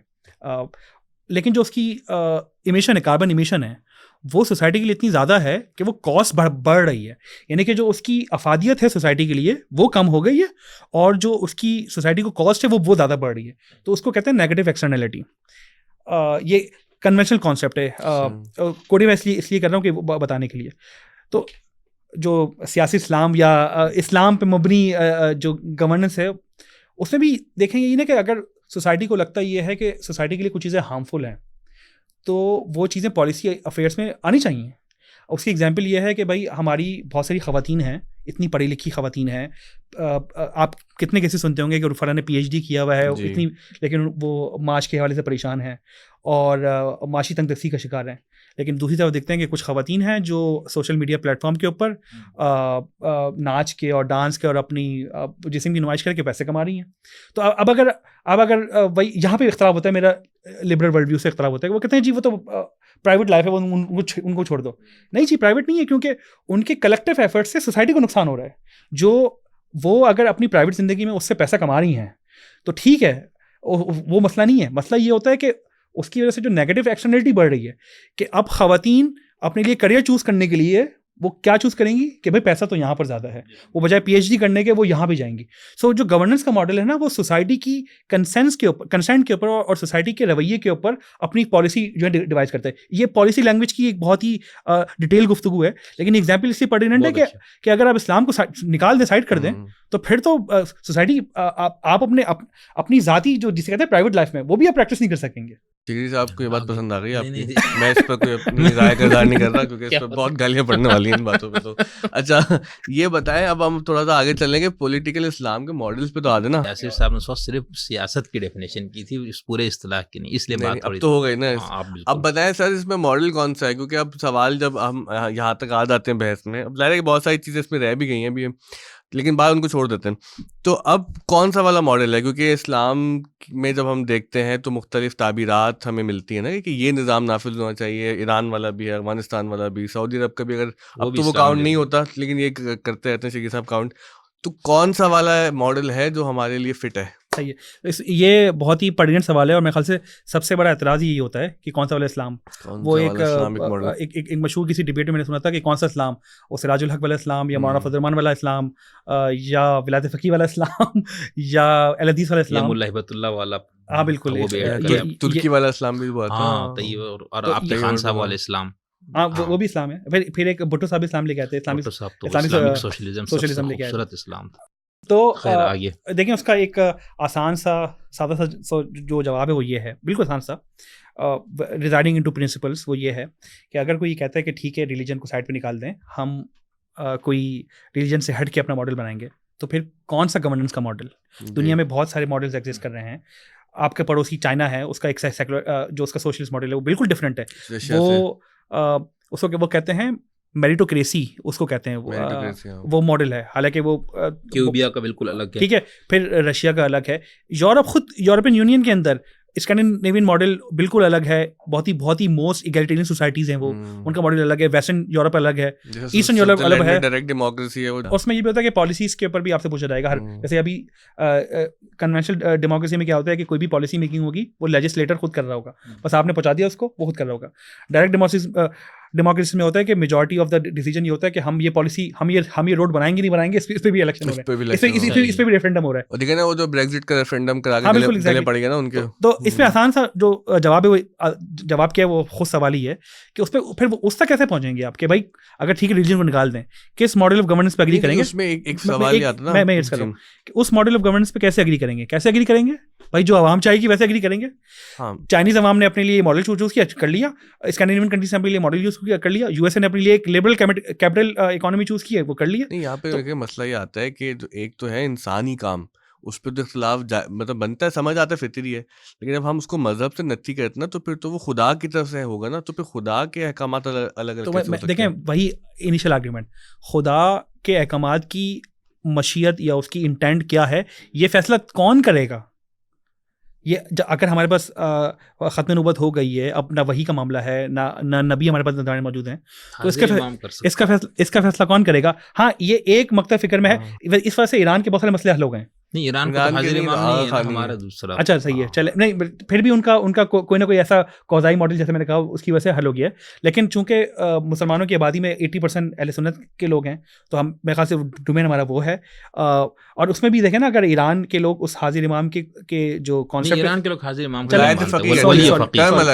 हाजिर इमाम हमारे इस्माइली निजारियों का हाजिर इमाम हो गए, या जो ईरान का कॉन्सेप्ट हो गया, उन दोनों में अवाम ने अगर खुद अपने लिए चूज किया ना, मैं बार बार जो मेरा आर्गुमेंट है वो इसी के ऊपर आके होता है। और अगर अहले सुन्नत वाली बात करें कि 80% चूंकि पॉपुलेशन ये है पाकिस्तान में, हाँ पाकिस्तान में, तो इसका फैसला कौन करेगा कि जी जो खुदा की मशीयत है, जो खुदा की उसे क्या कहते हैं, इंटेंट है, वो क्या है। मशीयत सही लफ्ज़ है। वो फिर जो है वो एलएम करेंगे। एलएम का फैसला कौन करेगा, वो अवाम करेंगे। तो अल्टीमेटली होगा क्या, अगर फॉर एग्जांपल पाकिस्तान में एक्चुअल में बिल्कुल समझें कि एक मैक्सिमाइजेशन हम जमहूरियत जो है वो अचीव कर लें, कोई मौजूदा हो जाए, हम सुबह उठें कल तो पता चले जी फॉर्म 45 फॉर्म 47 की सारी मसले हल हो गए हैं। तो उसमें क्या होगा कि जो अहले इल्म लोग हैं उनकी ऑलरेडी लाखों की फॉलोइंग है यार, उन सब उन पे मानते हैं। मतलब ऐसा तो नहीं है ना कि उनकी कोई फॉलोइंग ही नहीं है। तो अहले इल्म की लाखों की फॉलोइंग है, वो मालूम हो कि मुशावरत करनी है, ठीक है, सारे लोग बोलेंगे जी हम तो इनके हाथ पे बहते हैं या हम इनको समझते हैं, उनकी एक टीम बनेगी। वो मतलब आप उसको कोई भी जमहूरियत उसको सिर्फ एक ना एक उसे क्या कहेंगे, एक फॉर्मुलाइज कर देती है जमहूरियत का प्रोसेस, एक फॉर्मल प्रोसेस है। लेकिन अगर आप यहाँ तक आएंगे तो फिर तो गामदी साहब वाला मॉडल मान लें, क्योंकि सबसे बड़े प्रोपोनेंट तो इस वक्त जमहूरियत के हमारे गामदी साहब ही है ना, कि वो उनका मॉडल यही है ना कि शूरा फैसला करेगी। अब जमहूरियत वाले तो आपका तो वही मॉडल हो गया। तो गामदी साहब लोगों को कन्विंस कर लेना। गामदी साहब बाकी लोगों के ऊपर क्यों पीछे पड़े हुए हैं कि जी आपने भी मेरा मॉडल ही मानना है। नहीं देखिए, अपने मॉडल को प्रोपोनेंट तो बनेंगे ना, वो अपनी राय दे सकते हैं। हाँ, तो तब राय दे रहे हैं, मेरे ख्याल से जबरदस्ती तो नहीं कर रहे। ये अच्छी बात है, ये बहुत अच्छी बात है कि ये मुझे मेरे ऊपर इंकिशाफ है, क्योंकि उनकी गुफ्तगू से अक्सर लगता यही है कि वो हतनी बात करते हैं कि जी बस यही हो सकता है। नहीं तई तो हतमी बात करेगा। यहाँ पर मॉडल एक और में ऐसा नहीं, ये वाला गामदी साहब वाला पूछ ले, फर्क क्या है इनका। मुझे ऐसा गुमान हुआ कि जैसे आपकी और ये वाली गामदी साहब की बात पे अलग से एक सवाल पूछना है मैंने ना, इसलिए हाँ, इसलिए तो वो एक मुस्तकिल हो जाएगा। बट देखिए गामदी साहब तो वो जो पॉलिसी अफेयर्स है, स्टेट अफेयर्स है, उसमें तो रिलीजन के मलदखल को वो बिल्कुल इररिलेवेंट समझते हैं। बहुत सारी उनकी जो डॉक्ट्रिन है वो। अच्छा चलो ये बात आई गई तो गामदी साहब का ऐसा नहीं है ना कि अमल दखल कैसे होगा फिर वो। मैं देखें पर्सनली मेरी राय पूछेंगे तो मेरे ख्याल से मैंने आपको पूरा पहली गुफ्तगू में बता दिया कि वो अमल दखल होगा। और प्रैक्टिकली कैसे होगा, प्रैक्टिकली बता दिया, जमहूरियत के थ्रू प्रोसेस होगा। क्योंकि वेहिकल जमहूरियत, मतलब चलें काम करें, जमहूरियत को भी लफ्ज आकर जमहूरियत किसी को मसला है, क्योंकि लोग कुफर है, बस जमहूरियत का मॉडल उठा के बाहर फेंक दें। कोई ऐसा मॉडल दे दें, कोई ऐसा मॉडल दे दें कि जिससे हम ये इंश्योर कर सकें कि जी लोगों की राय के मुताबिक अहले इल्म मुंतखब होंगे और अहले इल्म की राय के मुताबिक जो है आपने पूरा एक प्रोसेस समझा दिया। सही, तो कोई भी मॉडल दे दें भाई, सही है। लेकिन मुझे जरा मुगालता होगा समझने में। At the end of the day principles क्या इंश्योर करना है, प्रिंसिपल्स ये इंश्योर करना है कि जी नंबर वन प्रिंसिपल इंश्योर करना है कि तमाम इंसान बराबर हैं। ये पहला प्रिंसिपल है। तमाम तो बड़ी मुश्किल बात हो जाएगी, तमाम पेचीदा हो जाएगी बात। नहीं मेरे ख्याल से ये पेचीदा नहीं होगी। आपके ख्याल में आप इंसान की जब तारीफ करेंगे ना, आपके ख्याल में तमाम इंसान बराबर नहीं है? होने तो चाहिए नहीं लेकिन नहीं, है मैं पूछ रहा हूँ कि किसी अरबी को किसी अजमी पर, किसी अजमी को किसी अरबी पर, ये किसी बड़ी को पेचीदा बहस है। इनका जो दूसरा सवाल था, लेकिन अला इमाम अच्छा कुरैश होगा। अब जो इनका दूसरा सवाल था मैं उस पर आता हूँ मस- कि इन्होंने कहा कि जी कोई पाकिस्तान में बहुत ही कॉम्पिटेंट हो वो मसीही नहीं बन सकता। जी भाई वो इसलिए नहीं बन सकता तो- क्योंकि मेजोरिटी उसके हक में नहीं है ना। नहीं कि भाई, इंसान कल- तो है ना, वो बराबर कैसे बराबरी है। आप कॉन्फ्लिक्ट करें, जी वो नहीं, दो इसीलिए चीज़ों अगर उसको जरा वजाहत करने का आप मौका आप दे हाँ, रहा नहीं, हूँ। नहीं, बिल्कुल, आप दो चीज़ों को कॉन्फ्लिक्ट कर रहे हैं। इस्लाम की सबसे अच्छी बात ये है कि इस्लाम क्या उसे क्या है, हिपोक्रेट नहीं है, ठीक है। इस्लामिक जो जो जो डिस्कोर्स है वो रियलिटी को एक्सेप्ट करता है। सही। हसन साहब इलियास साहब की मैं गुफ्तगू सुन रहा था जिसमें वो कह रहे थे कि जी उनका जो बच्चा है अल्लाह ताला उसको ज़िंदगी से सेहत दे और उनको मुत्तकीन का इमाम बनाए। उनके बारे में वो कह रहे थे कि जी वो अमेरिका में रहते हैं और अमेरिका में उनकी पैदाइश है और वो बच्चा जो है वो कल मुसलमान होने की हैसियत से भी वो अमेरिका का प्रेसिडेंशियल इलेक्शन जो है वो लड़ सकता है। ये उन्होंने पैदाइश वहाँ पे अगर हुई है किसी पैदाइश, बच्चे की, हाँ हाँ। मतलब उसके कुछ क्राइटेरिया है कि पैदाइश भी वहीं हो। जी, ये आपको याद होगा ना ओबामा वाले मतलब मामले वहाँ में की कितने- शहरियत हो इतने- बस। नहीं उनका सीधा ये सीधा। है नहीं, नहीं, रूल कि मैं- प्रेसिडेंट की इलेक्शन में रेस में आने के लिए आपको अमेरिका की सरजमीन जी, में पैदा जी, होना जरूरी है। ठीक है। मैं अच्छा, अब यहाँ शहरियत देखने वाला काफी भी- नहीं है। हाँ सिर्फ शहरियत शहरियत काफी नहीं, हाँ अच्छा, मतलब ये कि यहाँ मुझे पैदा हुआ ना, ओबामा की दफा यही बहस हुई थी। और ये पैदा भी वहीं हो और आखिरी 14 साल या 15 साल तक रिहाइश भी हाँ, वहीं उसने हो। रिहाइश- अगर आखिरी 15 साल में कोई डिसकंटिन्यूएशन है तो वो डिस्क्वालीफाई है।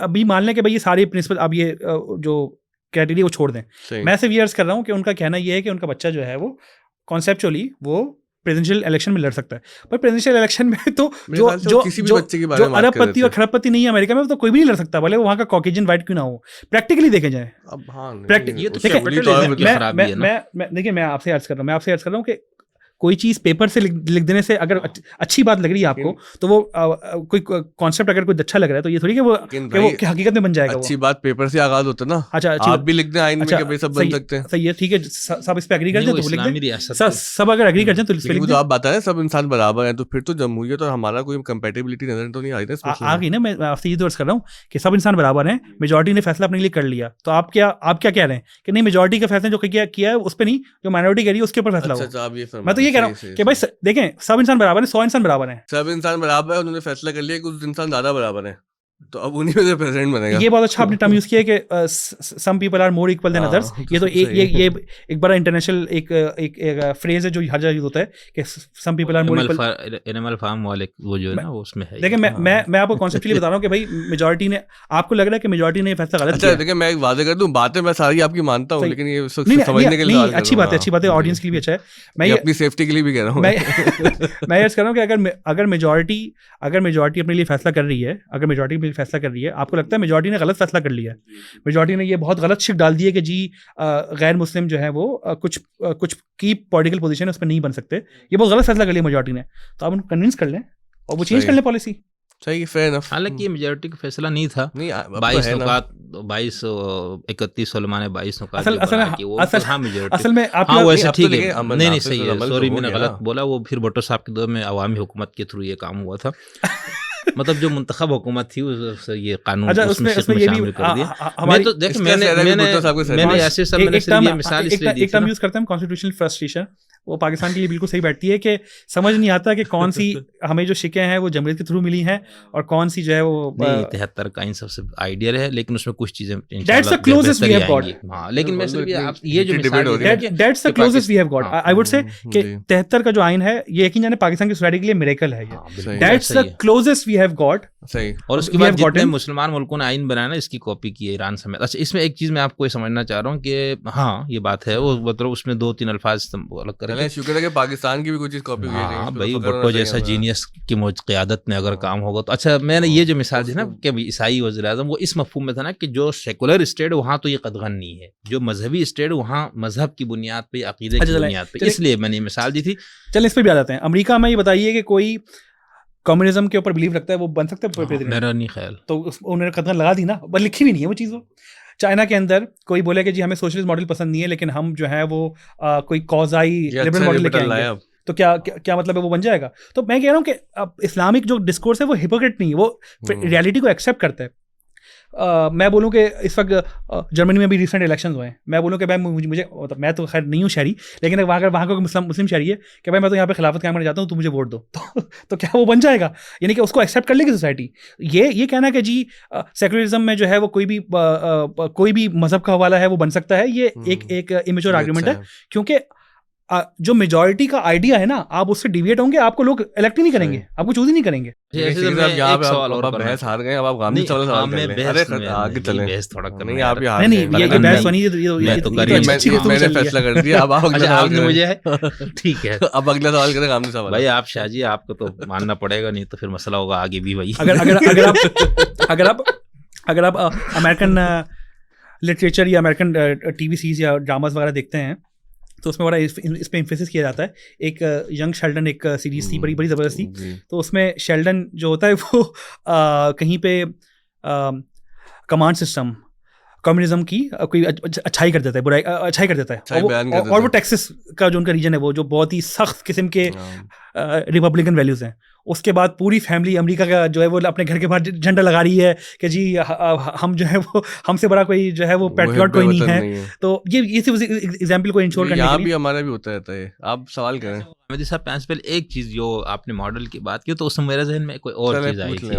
तो यासिर साहब माशाल्लाह से हमारे पास दुनिया में अल्लाह के फजल से एक हमारे पास ये अमीरुल मोमिनीन का मॉडल है अफ़गानिस्तान में, एक वली फ़क़ीह का मॉडल है ईरान में, एक बादशाहत का अच्छा मॉडल है सऊदी अरब में, एक मॉडल हमारे पास बादशाहत का इस्लामी मॉडल जो है वो है ब्रुनाई दारुस्सलाम में। ठीक है, तो मैं कह रहा हूँ कि आप इन तमाम मॉडल में से आप किस मॉडल को कहना चाहते हैं कि ये इस्लामी है और इसको पाकिस्तान में आना चाहिए? पर्सनल मुझसे पूछ रहे हैं आप? हाँ, जो आपका अपना मुतालिया है दीन का, इस्लाम का, सियासत का, पर्सनल, या इनमें से कोई भी आप कहते सही? नहीं, आपकी बात सही है। अगर आप इन टर्म्स ऑफ इम्प्लीमेंटेशन देखें तो उस वक्त आपकी बात सही है कि तुर्की का एक अलग मॉडल है जो कि सेकुलरिज्म की से निकल के थोड़ा सा एक इस्लामिक डोमेन में आ रहा है, जिसको यूरोप पसंद नहीं कर रहा। इंडोनेशिया का एक बहुत डिफरेंट मॉडल है। इंडोनेशिया की भी केस स्टडी बहुत रेलिवेंट है कि सेकुलर्स और इस्लामिक चार मिसाल मैंने वो दी खाली जो इस्लाम के दाई है, इसलिए तो इनमें से ये तो है इम्प्लीमेंटेशन के ऊपर। अगर आप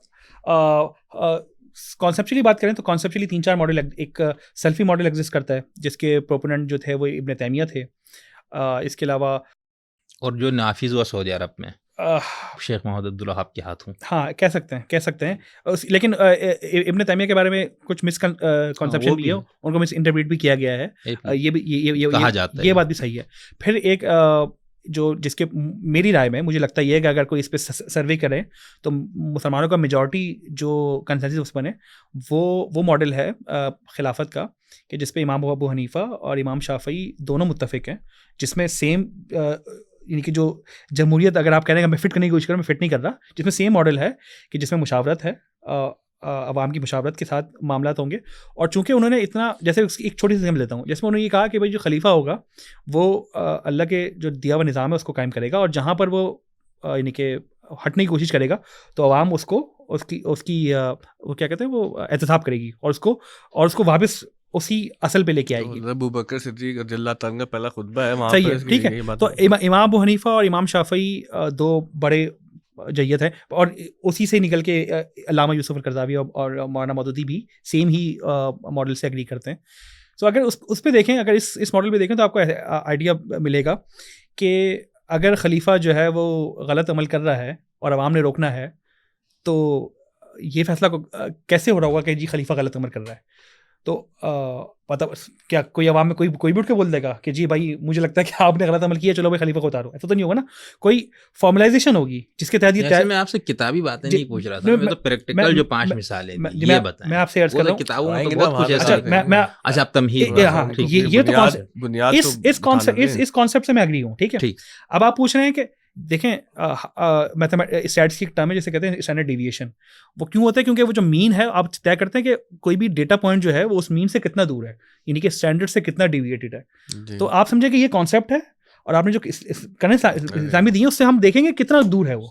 अब आपने कहा कि आईसिस तो मेरे ख्याल से बहुत ही दूर है, वो तो अगर फ्रेम से बाहर है वो फ्रेम क्या मतलब अगर हम मिल्की वे गैलेक्सी में है तो वो एंड्रोमेडा गैलेक्सी से भी बाहर है शायद। उस पे इंशाल्लाह आपसे अलग एक मुस्तकिल प्रोग्राम करूंगा। देखिए आपने मेरी राय पूछी तो मैं अपनी राय जी मैं आपने इतना दूर कर दिया। मैं अपनी राय हत्ती नहीं कह रहा। नहीं बिल्कुल आप सही। ठीक तो मुझे लगता है जो क्लोजेस्ट है ठीक मॉडल जो क्लोजेस्ट मॉडल है, दिल थाम के बैठी है वो जो क्लोज मॉडल है वो मुझे मलेशिया और इंडोनेशिया का लगता है।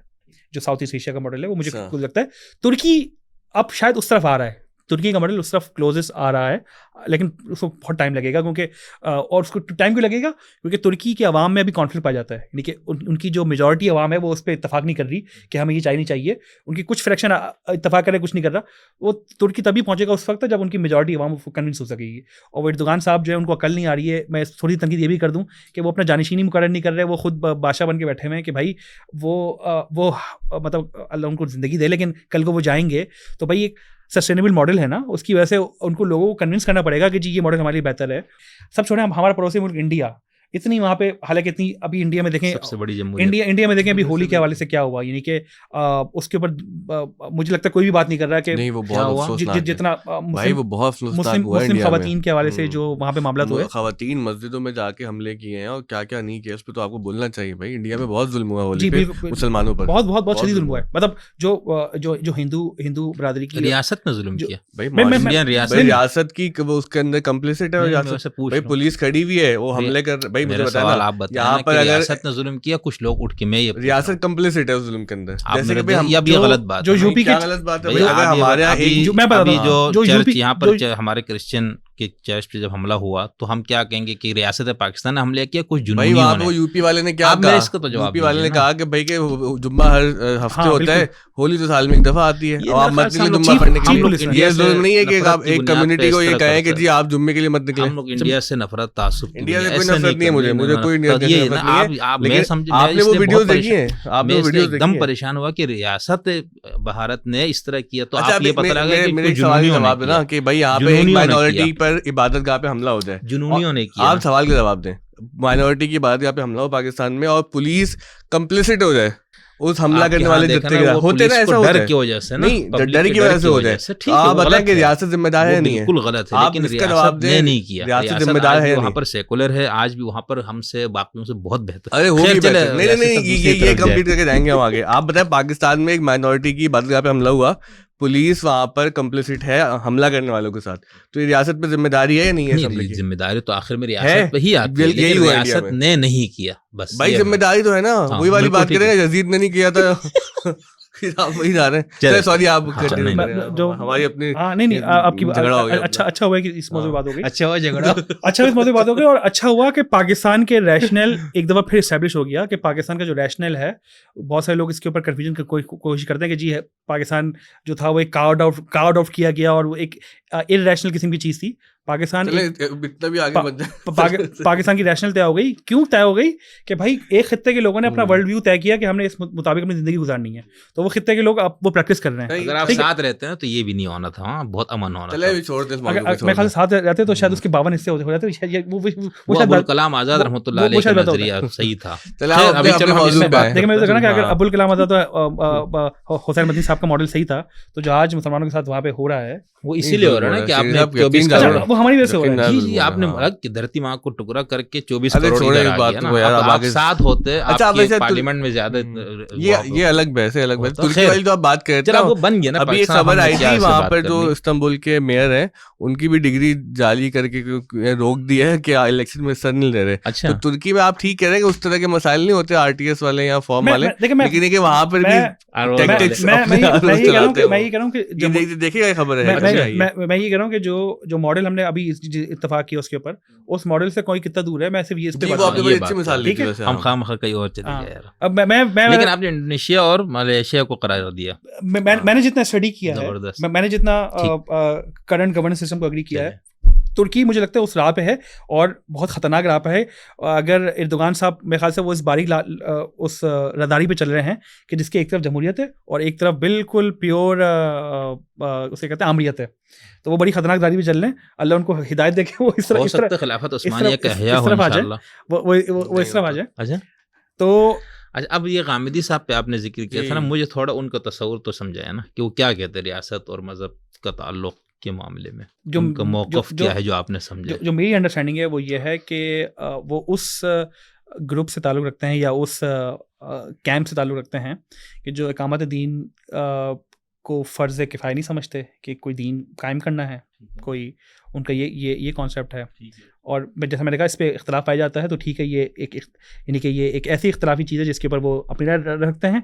जो लोग उनसे इख्तलाफ कर रहे हैं वो अपनी राय नहीं, पहली बात तो आप ये कह रहे हैं कि गामी साहब कह रहे हैं कि इकामत दीन कोई फ़र्ज़ नहीं है। हाँ ठीक है। दूसरा अब अगर इकामत दीन कोई फ़र्ज़ नहीं है तो वो जो दूसरी बात वो ये कहते हैं कि जी रियासत का कोई मज़हब नहीं होना चाहिए, या रियासत और का जो मजहबी इंटरफेरेंस है वो नहीं होनी चाहिए उसकी, यानी कि हुर्फ़ आम में अगर बात करें, ये दो मैं कोर उनके कॉन्सेप्ट समझा हूँ।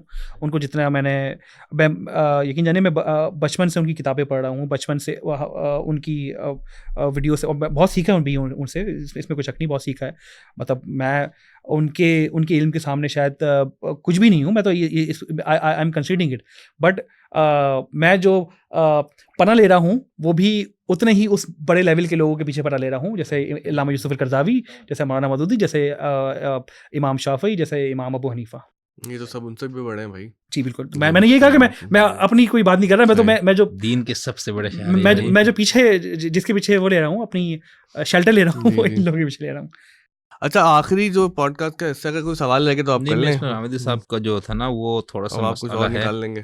नहीं, ये उनका जो मजमून जिसके बाद ये सारी बहस चली थी ना, तो उसमें हामिदी साहब जो पूरी जंग में ये छपा, फिर उसका तक़ी उस्मानी साहब ने इसके ऊपर तनक़ीद लिखी, फिर हमारे जो बरेलियों के मुफ्ती आज़म मोहतरम जनाब मुफ्ती मुनीब हफ़िज़हुल्लाह ताला ने भी इस पर बात की, तो सारा तो उसमें वो मेरे ख़्याल से ये गामिदी साहब जो है ना वो ये कहते हैं कि ये जो शुरू में हमारे यासिर साहब जो बात कर, तो आपने कहा गामिदी साहब यही कहते हैं, मेरे ख्याल से वो उस तरह, यानी वो ये कहते हैं कि जब मुस्लिम अक्सरियती मुल्क है तो वहाँ पर जो पॉलिसी या जो कवानीन वो बनेंगे ज़ाहिर उन्हीं के उम्र के मुताबिक बनेंगे ना, यानी वो बल्कि वो तो ये एक जगह उन्होंने कहा कि मुझे कोई इस तरह इज़्म किसी से मेरा वास्ता नहीं है।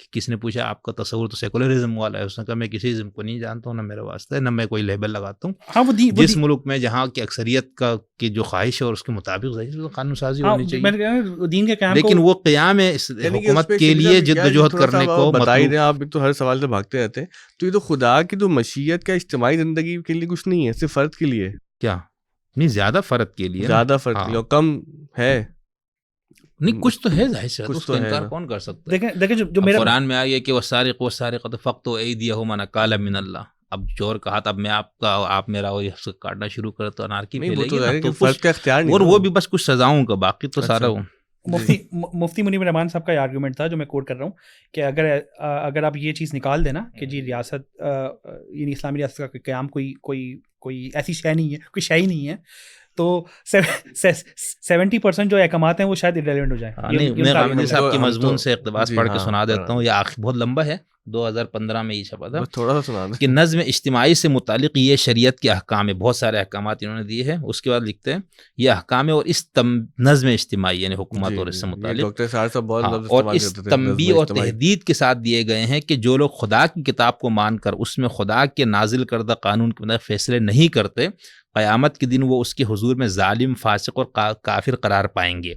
ताहम मुसलमानों के अरबाब हल्लो अक़्द अगर इसके बावजूद इस मामले में कोताही की मर्तकब होते या सरकशी अख्तियार कर लेते हैं तो उलमा व मुस्लिहीन की ज़िम्मेदारी इसके सिवा कुछ नहीं कि वो उन्हें दुनिया और आखिरत में इसके नताइज से ख़बरदार करें, उन्हें हिकमत के साथ और मौइज़ा हसना के उसलूब में सही रवैया अख्तियार करने की दावत दे, उनके सवालात का सामना करें, उनके इश्कालात दूर करें और दलाइल के साथ उन्हें बताएं कि अल्लाह ताला ने अपनी शरीयत क्यों दी है, इज्तिमाई ज़िंदगी के साथ उनका ताल्लुक़ क्या है उसमें अहकाम की बुनियाद क्या है और दौर हाजिर का इंसान को समझने में दिक्कत क्यों महसूस करते हैं। बस इन्होंने इसके अंदर वो उसका बिल्कुल इनकार नहीं करते। 2x पे सुनेंगे लोग यानी आपके। यानी जिसके अंदर मुकम्मल जो सेकुलरिज्म, क्योंकि गांधी साहब के बारे में हमारा भी ये तासुर था, लोग आप एक काम एक पॉडकास्ट तो करें ना ऐसे तीसरा नहीं। उनके साथ इसी पे नहीं करें, वो हाँ। करना है इंशाल्लाह। अच्छा यासिर भाई, आखिरी जो हिस्सा हमारे पॉडकास्ट का है उसमें हम दायरा एक बहस चल रही है हमास वाले मसले पे।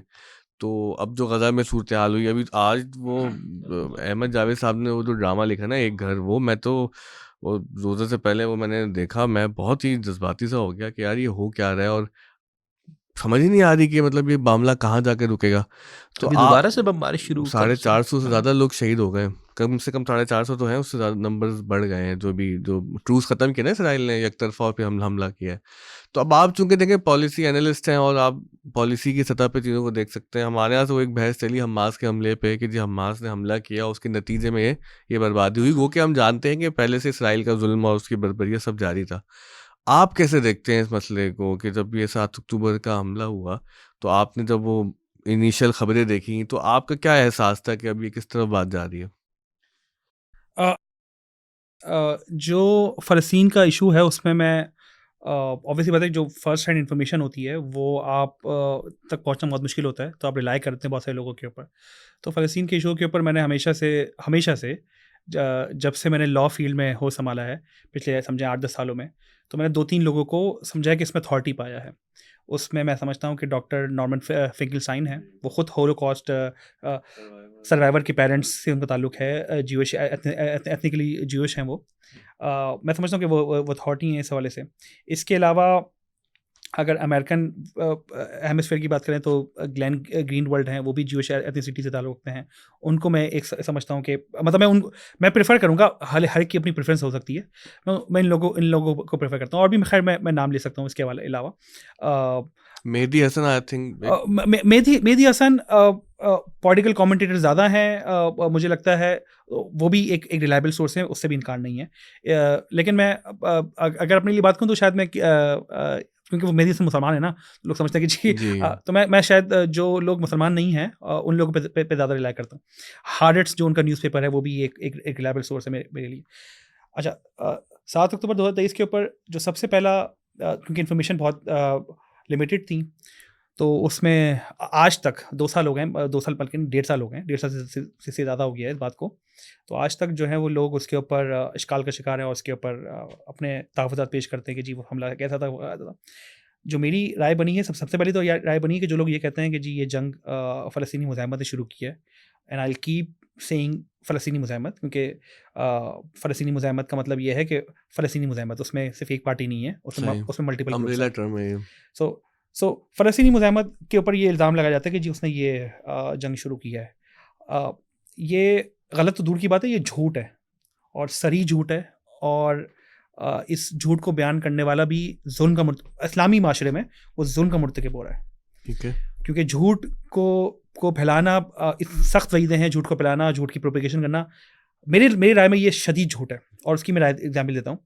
डॉक्टर नॉर्मन फिंकलस्टाइन, जब फर्स्ट टाइम इस वाक़े के बाद उनसे इंटरव्यू किया गया, तो उन्होंने कहा कि इस सदी का जो सबसे बड़ा पैलेस्टीन कॉज के लिए इंटरनेशनल लेवल के ऊपर जो कैंपेन जो कर रहा था, उसका नाम है नॉर्मन फिंकलस्टाइन। उन्होंने अपना नाम खुद लिया, और मेरे ख्याल से मैं तो इस पर इत्तेफाक करता हूँ, और बेशुमार लोग जो वेस्टर्न हेमिस्फीयर में रहते हैं वो सब इस पर इत्तेफाक करते हैं कि उनसे बड़ा चैंपियन कोई नहीं है इस कॉज के ऊपर। उन्होंने कई किताबें लिखी हैं, उन्होंने सख्तियाँ सही हैं, उन पर इसराइल जाने पे पाबंदी लगा दी गई है। उनके अल्फाज हैं कि 2018 में मैं फ़लस्तीनी कॉज के लिए हिम्मत हार चुका था। 2018 में मैंने हिम्मत हार दी थी। 2018 के अंदर मैं आई गिव अप। तो उन्होंने कहा कि जब 2023 में ये वाक़या हुआ तो मैंने सिर्फ उसको ये देखा कि 93 में फ़लस्तीनी मुज़ाहमत जो दूसरे नाम से थी, उसने हथियार डाले, और जो अमेरिका जो उसको एक नेगोशिएट करवा रहा था, उससे कहा गया कि आप ये टर्म नेगोशिएट करवाएं। तो फ़लस्तीनियों से सिर्फ 3 बातें थी, तवक्कुआत थी, और इसराइल से सिर्फ एक बात थी एक्सपेक्टेड उस नेगोशिएशन में। फ़लस्तीनियों से था नंबर 1, आर्म्ड रेजिस्टेंस छोड़ दें, हथियार उठाना छोड़ दें, जो कि इंटरनेशनली रिकग्नाइज था। यूएन के डॉक्ट्राइन में कोडिफाइड है ये। यूएन के तमाम प्रिंसिपल्स ये कहते हैं कि फ़लस्तीनी आर्म रेजिस्टेंस कर सकते हैं, क्योंकि वो एक ऑक्यूपेशन का शिकार हैं। उसके बावजूद उनसे एक्सपेक्ट था कि वो हथियार छोड़ दें, नंबर 1। नंबर 2, उनसे एक्सपेक्ट था कि वो इसराइल की रियासत को तस्लीम करें, क्योंकि 93 तक रियासत तस्लीम नहीं की गई थी। और तीसरा ये एक्सपेक्ट था कि वो पीस निगोसिएशन में पॉलिटिकली इन्वॉल्व हों। उस वक्त की फ़लस्तीनी रियासत ने तीनों बातें मनो अन मान ली, आर्म रेजिस्टेंस छोड़ दी, इसराइल को तस्लीम कर लिया और पीस टॉक्स में इंगेज हो गए। इसराइल से सिर्फ एक चीज़ एक्सपेक्ट थी, उससे ना ये एक्सपेक्ट था कि वो ऑक्यूपेशन छोड़ दे, उससे ना ये एक्सपेक्ट था कि वो फ़लस्तीन को एज अ स्टेट मान ले। हालांकि सोचे ना, होना तो ये चाहिए था कि अगर हम इसराइल को मान रहे हैं तो वो भी माने, उससे ये एक्सपेक्ट नहीं था। उससे सिर्फ ये एक्सपेक्ट था कि जो उसकी ऑन गोइंग सेटलमेंट है ईस्ट यरूशलेम के अंदर, गजा के अंदर, वेस्ट बैंक के अंदर, वो छोड़ दे, बस वो रुक जाए। उससे वापस भी जाना एक्सपेक्ट नहीं था, उससे कहा रुक जाए। 2025-2023 तक जब तक ये वाक़या था उस वक्त तक जारी थी ये चीज़, यानी कि 30 साल के बाद भी उसने अपनी जारियत ख़त्म नहीं की।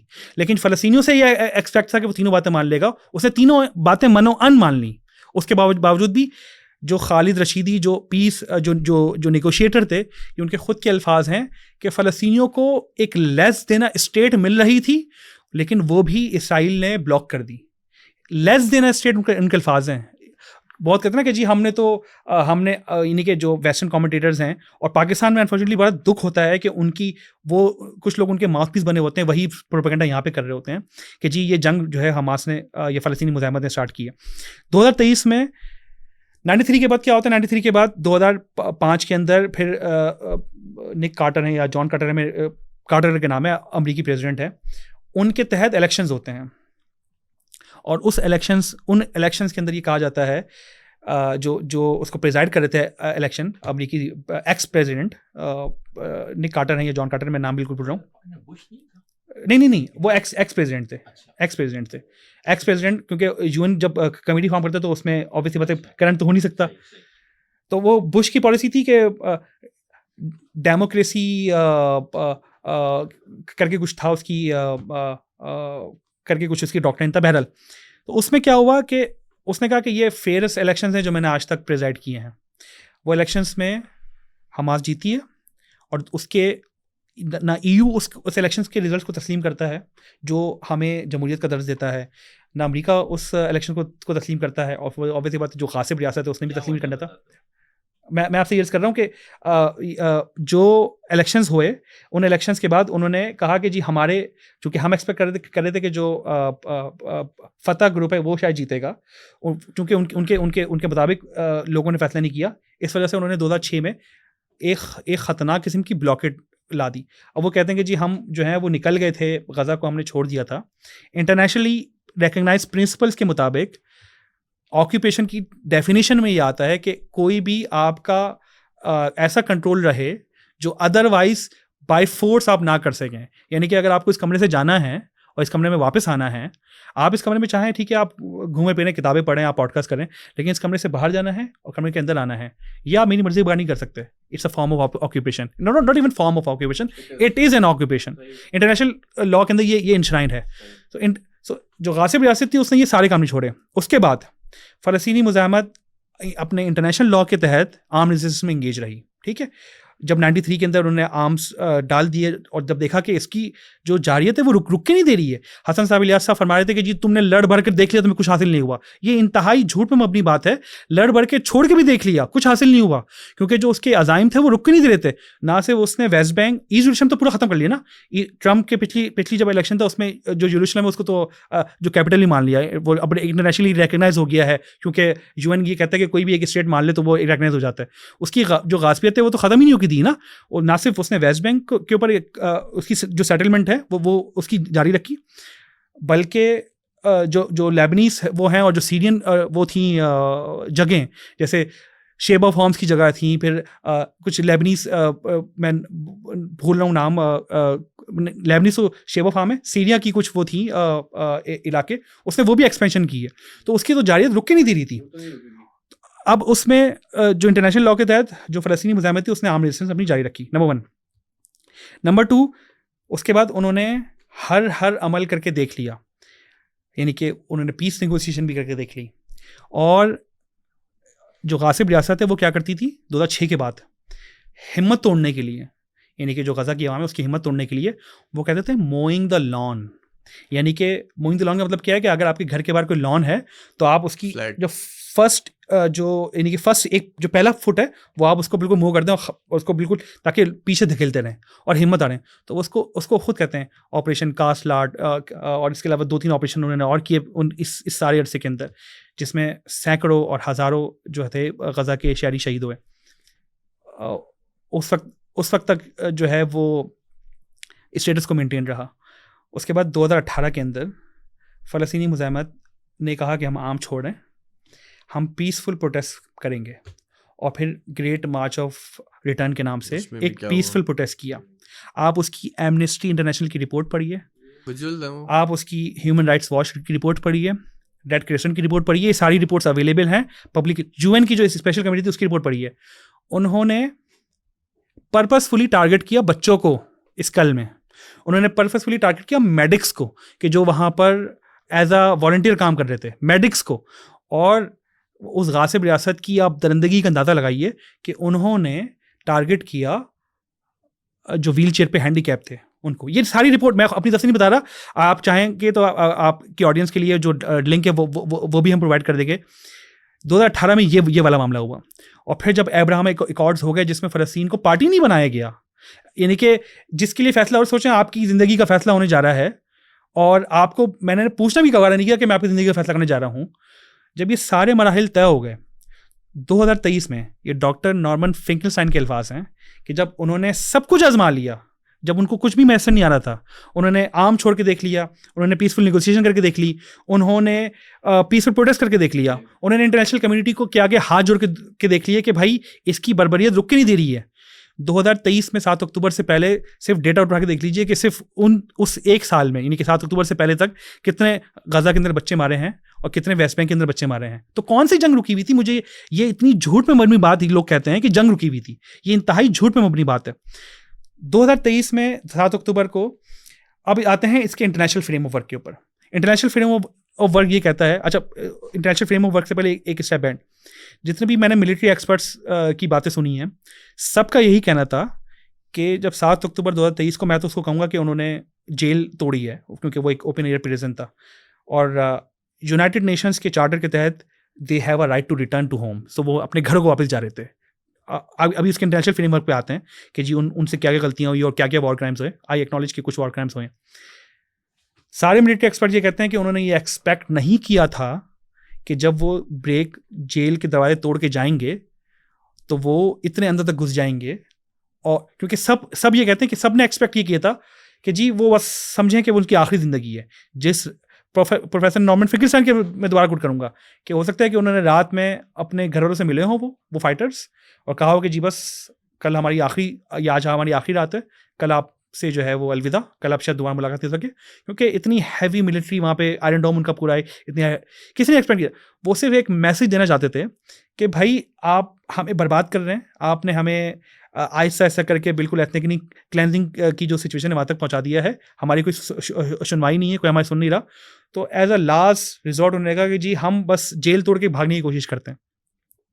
तो सारे मिलिट्री एक्सपर्ट ये कहते हैं कि उन्होंने एक्सपेक्ट नहीं किया था कि वो इतने अंदर तक घुस जाएंगे।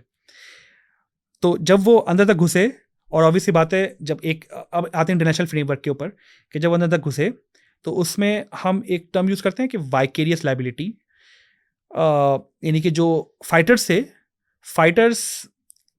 की वाइकेरियस लायबिलिटी बनती है फ़लस्तीनी मुज़ाहमत की जो लीडरशिप है उसके ऊपर, लेकिन स्ट्रिक्ट लायबिलिटी नहीं बनती। भाई आपके एम्प्लॉय है, आपके एम्प्लॉय ने अगर किसी के साथ कोई गलत ज़्यादती कर दी है तो आप क्यों उसके होंगे जिम्मेदार। हाँ, वाइकेरियस लायबिलिटी का प्रिंसिपल ये कहते हैं कुछ ना कुछ हद तक जिम्मेदार होंगे क्योंकि भाई वो आपका एजेंट के तौर पे काम कर रहा था। तो इंटरनेशनल लॉ के फ्रेमवर्क में देखें तो कुछ फाइटर्स ने वॉर क्राइम्स किए हैं, और वो 2 हैं। नंबर 1, पहला वॉर क्राइम ये था कि सिविलियंस और कॉम्बैटेंट में फ़र्क नहीं किया। ये वॉर क्राइम है इंटरनेशनली, तो ये रिकगनाइज है कि जी उन्होंने उसको रिकगनाइज किया, नंबर 1। नंबर 2, उन्होंने कुछ सिविलियंस को कैप्टिव के तौर पे ले गए। ये 2 वॉर क्राइम्स हैं। अभी तक रखे हैं? हाँ जी, नहीं सिविलियंस को जो ले गए, रिपोर्ट्स आ रही कि हो सकता है कि सिविलियंस ना रह गए हों, अब सिर्फ जो उनके पास हैं वो कॉम्बैटेंट्स हो, लेकिन ये रिपोर्ट्स अनवेरीफाइड रिपोर्ट्स हैं। लेकिन ये 2 वॉर क्राइम्स उस दिन हुए। इंटरनेशनल फ्रेमवर्क में देखेंगे तो जिन लोगों ने वॉर क्राइम्स किए उनके ऊपर बिल्कुल आईसीसी जो है वो प्रोसिक्यूशन हक रखती है, और जो यूनाइटेड नेशंस है वो अपनी सैंक्शंस की जो सारी कैपेबिलिटी वो भी रखती है। मगर ये कहना कि ये पॉलिसी थी फ़लस्तीनी मुज़ाहमत की, ये कोई भी वकील अगर उस इवेंट्स को देखेगा तो वो इस कंक्लूजन में नहीं पहुंचेगा। क्यों? क्योंकि कंसिस्टेंट नहीं थे। यानी कि आप देखेंगे कुछ इवेंट्स मिलेंगे कि जहाँ पर उन्होंने जो लोग ज़ख्मी थे उनको वो पानी पिला रहे हैं, वीडियोज़ आई हैं इसकी कि जो कुछ फाइटर्स है वो उनको प्रोटेक्ट कर रहे हैं, वो बता रहे हैं कि जी हम आपको मारने के लिए नहीं आए, हमारी जो जंग है वो तो जो कॉम्बैटेंट्स आते हैं, ख़ुद जो वहाँ के इसराइली जो वहाँ के सर्वाइवर्स हैं उनके खुद की ये इंटरव्यूज़ हैं जो ऑन रिकॉर्ड मौजूद हैं, जो वो कह रहे हैं कि जी वो आए और आके उन्होंने कहा कि जी हम मुसलमान हैं, हम आपको तंग नहीं करेंगे, हम आपको परेशान नहीं करेंगे। लेकिन कुछ जगह पे जो है वो तो यानी कि इनकंसिस्टेंसी क्या बता रही है कि ये पॉलिसी तो नहीं थी। पॉलिसी होती तो फिर वो हर जगह एक जैसी होती है। तो अच्छा, अब आते हैं कि भाई आईसीसी कर ले ये इस नेतन्याहू को क्या कर लिया? अच्छा नहीं, आईसीसी इसकी इन्वेस्टिगेशन कर ले कि जो वॉर क्राइम्स हुए थे उसकी वो करे। तो इसको रिक्वायर किसने था? इसको ब्लॉक किसने करवाया है? हर इन्वेस्टिगेशन को किसने ब्लॉक किया है उस गासिब रियासत में?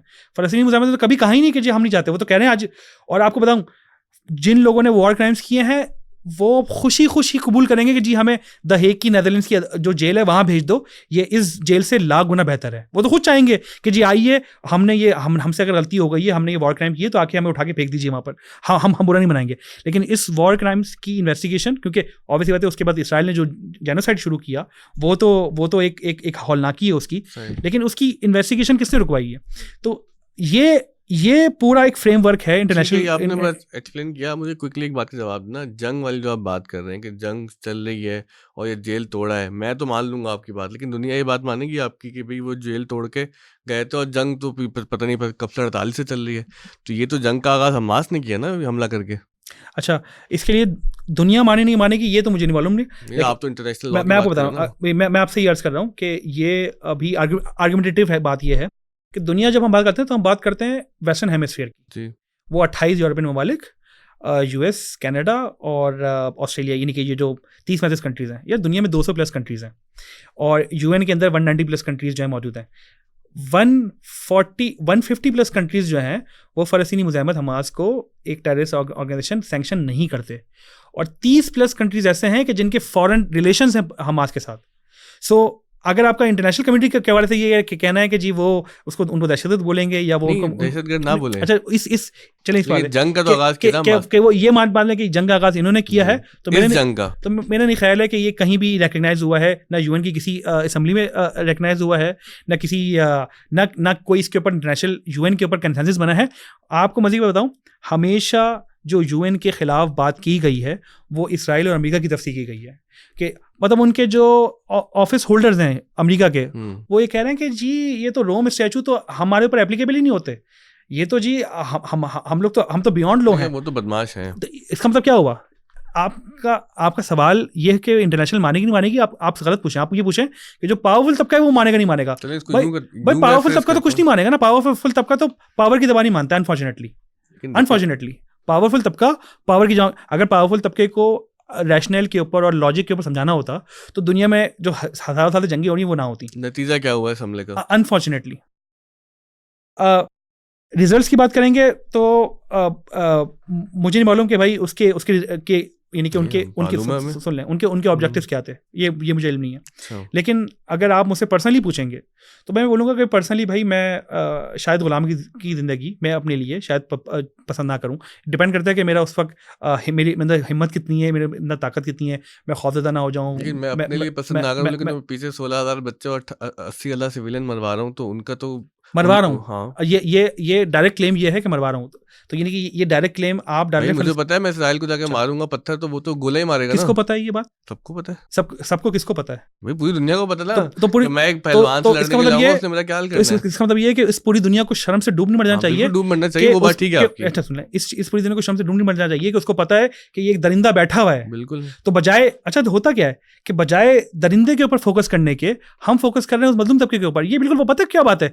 ये वो बात है कि अगर पाकिस्तान में अक़लियतों के ऊपर जुल्म होता है, हम उसके खिलाफ आवाज़ उठाते ना, तो हम उल्टा अक़लियतों को बोले भाई तुम चुप करके बैठ क्यों नहीं जाते अपने घरों के अंदर, तुम चुप करके खामोश नहीं हो जाते। इसकी एग्जाम्पल ये है कि मुल्ला नसरुद्दीन का वाक़या है कि मुल्ला नसरुद्दीन साहब जो थे उनके घर चोरी हो गई, तो वो जब वो अपने घर वापस पहुंचे तो मोहल्ले के लोग खड़े हुए थे, तो उनमें से एक साहब ने कहा कि यार तुम्हें कितनी दफ़ा बोला है कि जब कहीं जाओ तो बता के जाया करो ताकि घर की तुम्हें मदद करें। किसी ने कहा तुमने कितनी दफ़ा कहा था कि जो तजोरी है उसको लॉक करके जाओ।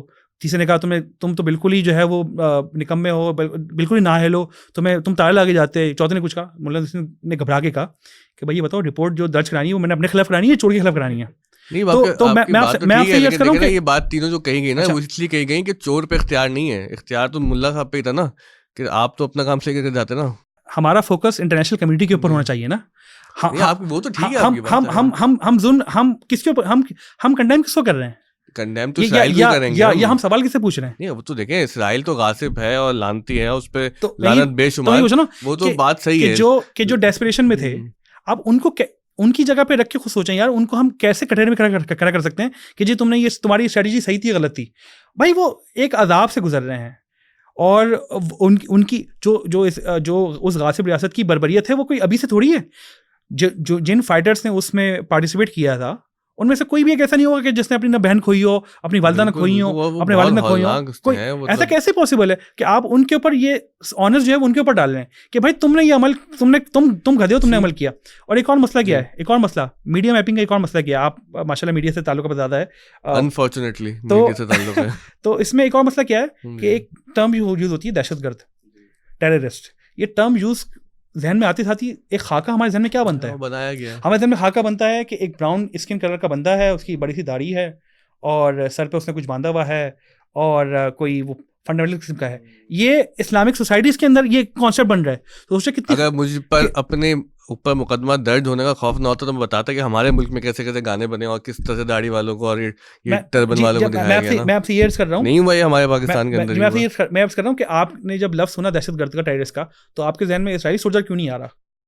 मीडिया ने मैप नहीं किया आपके जहन में वो क्यों नहीं आ रहा कि जो चेल्सी मैनिंग जो तो आपने जवाब दे दी ना कि मीडिया मैपिंग कैसी है। जो चेल्सी मैनिंग जो देखें सर, आप हमारे मुल्क में भी अब यही है कि दाढ़ी वालों को ही जो है वो दहशतगर्द के फ्रेम में दिखाया गया है ना, और यही हो रहा है। आपने यहाँ पर एक जो बार बार लफ्ज इस्तेमाल किया ना कि फलस्तीनी मुजाहिमत, तो इसका मतलब ये कि आप हमास, चूंकि ये तो अकेला हमास ने अटैक किया था, बाकी वहाँ अल-फतह और बाकियों का कोई हाथ नहीं, ऐसा नहीं है। अच्छा, उन सब ने इजमा करके किया। नहीं, मैं I am not claiming that. मैं सिर्फ ये कह रहा हूँ कि फ़लस्तीनी मुजाहिमत का मतलब ये है कि जो 3000 फाइटर्स थे उनके किसी ने शनाख्ती कार्ड चेक किए थे कि जी उसमें लिखा हुआ है कि जी मेरी मेंबरशिप जो है वो हमास के साथ है। नहीं, आप किसने चेक किए थे? हमास का खुद क्लेम किया ना। नहीं, ईरान, हिजबुल्लाह, इन सब ने मिलकर किया था। अगर इसकी इन्वेस्टिगेशन होती तो क्या होता? इन्वेस्टिगेशन ये होती, अच्छा ये तो फैक्ट है, इस पे तो कि जैसे ही वो लोग जेल तोड़ के निकले और जो वहाँ के सिविलियंस थे उन्होंने देखा, ठीक है, तो वो भी आ गए। सही है बिल्कुल। लेकिन हम ये कह रहे हैं कि वहाँ पर जो बाकी तंजीमें भी होंगी, उनके भी लोग होंगे, मेंबर होंगे। फ़लस्तीनी मुजाहिमत का मतलब ये है कि जो हमास ने हमला करते वक्त बाकियों से मशवरा करके किया, इन्होंने एक तंजीम नहीं है, मैं अपने ये मेरे पास इंफॉर्मेशन नहीं है, लेकिन फ़लस्तीनी मुजाहिमत की जो जिसके पास गवर्निंग बॉडी है फ़लस्तीनी मुजाहिमत की, ये फैसला उसने किया। अब उन्होंने किसी से मशवरा किया, किसी से मशवरा नहीं किया, ये इसे कहते हैं, यानी कि क्या इस नाम से कोई वो है कि फ़लस्तीनी मुजाहिमत के नाम से कोई कमेटी या फिर क्या है? मैं फ़लस्तीनी मुजाहिमत का मतलब देखें, मैं अगर फ़लस्तीनी मुजाहिमत कह रहा हूँ तो आपके जहन में बैक स्ट्रीट बॉयज़ तो नहीं आने चाहिए ना, या नाइट वॉकर तो नहीं आने चाहिए ना कि हम उसकी बात कर रहे हैं। भाई फ़लस्तीनी मुजाहिमत का मतलब ये है कि फ़लस्तीन में जो भी मुजाहिमत कर रहा है, वो हमास हो, वो इस्लामिक जहाद हो, वो PLO हो। आप कमेटी नहीं, मैं कम समझ हूँ ना, मैं तो ये समझा कि आप ये कहना चाह रहे हैं कि आप एक हमास का नाम नहीं लो, फ़लस्तीनी मुजाहिमत, तो इसका मतलब है कि वहाँ जितनी तंजीमें हैं, जितने स्टेक होल्डर्स हैं, उन सब ने मिल के कोई फैसला किया कि हमने ये करना। मेरे जहन में ये आया, तो मैं आपका अर्ज कर रहा हूँ कि अगर इसकी इन्वेस्टिगेशन हो तो हमें मालूम हो जाए कि उसमें जो यानी कि, क्योंकि आइडिया क्या है, आइडिया ये है कि जी कुछ वॉर क्राइम्स हुए हैं, इंटरनेशनल लॉ में देखें ना, कुछ वॉर क्राइम्स हैं, तो उस वॉर क्राइम्स में किसको मुर्द इल्ज़ाम जो है वो हमने बोलना है, तो उसके लिए इन्वेस्टिगेशन होगी तो पता लग जाएगा। तो अब जो मेरा मुद्दा यह है कि हम किसी एक तंजीम के नाम लेके ना फ़लस्तीनी जो कॉज है उसको डिमिनिश कर देते हैं। नहीं, क्योंकि फ़लस्तीन में जो फिर इजराइल ने भी जिनको टारगेट करके मारा, वो सब हमास के लोग मारे हैं ना। नहीं, सब तो नहीं, तो जो आम पब्लिक है उस पर हमने वो नहीं, लेकिन जो क़यादतों को जिन्होंने चुन चुन के मारा है ना, जो उनके रेडार में जो आया वो तो सिर्फ हमास के लोग थे या हिजबुल्लाह के इधर जो है सिविलियन कैजुअलिटी नहीं, उसमें वो हो गई, उसका तो इनकार ही नहीं कर रहा हूं। उसमें तो खैर मैं इसको समझना चाहता ये जो गासिब समझ नहीं आएगा आपको नहीं जो गासिब रियासत ये कह रही है कि जी हमने टारगेट करके मारा है, उनकी स्ट्रेटजी मैं नाम भूल गया उन मिलिट्री एक्सपर्ट का, उन्होंने बड़े एक्सप्लेन किया था कि वो करते क्या हैं कि जैसे ड्रोन मैं नाम लिया था चेल्सी मैनिंग अमेरिका के एक फ़ौजी थे जिन्होंने लीक्स की थी जो वीडियो रिकॉर्डिंग होती है ना उनके मिलिट्री ऑपरेशंस की, तो चेल्सी मैनिंग ने की थी।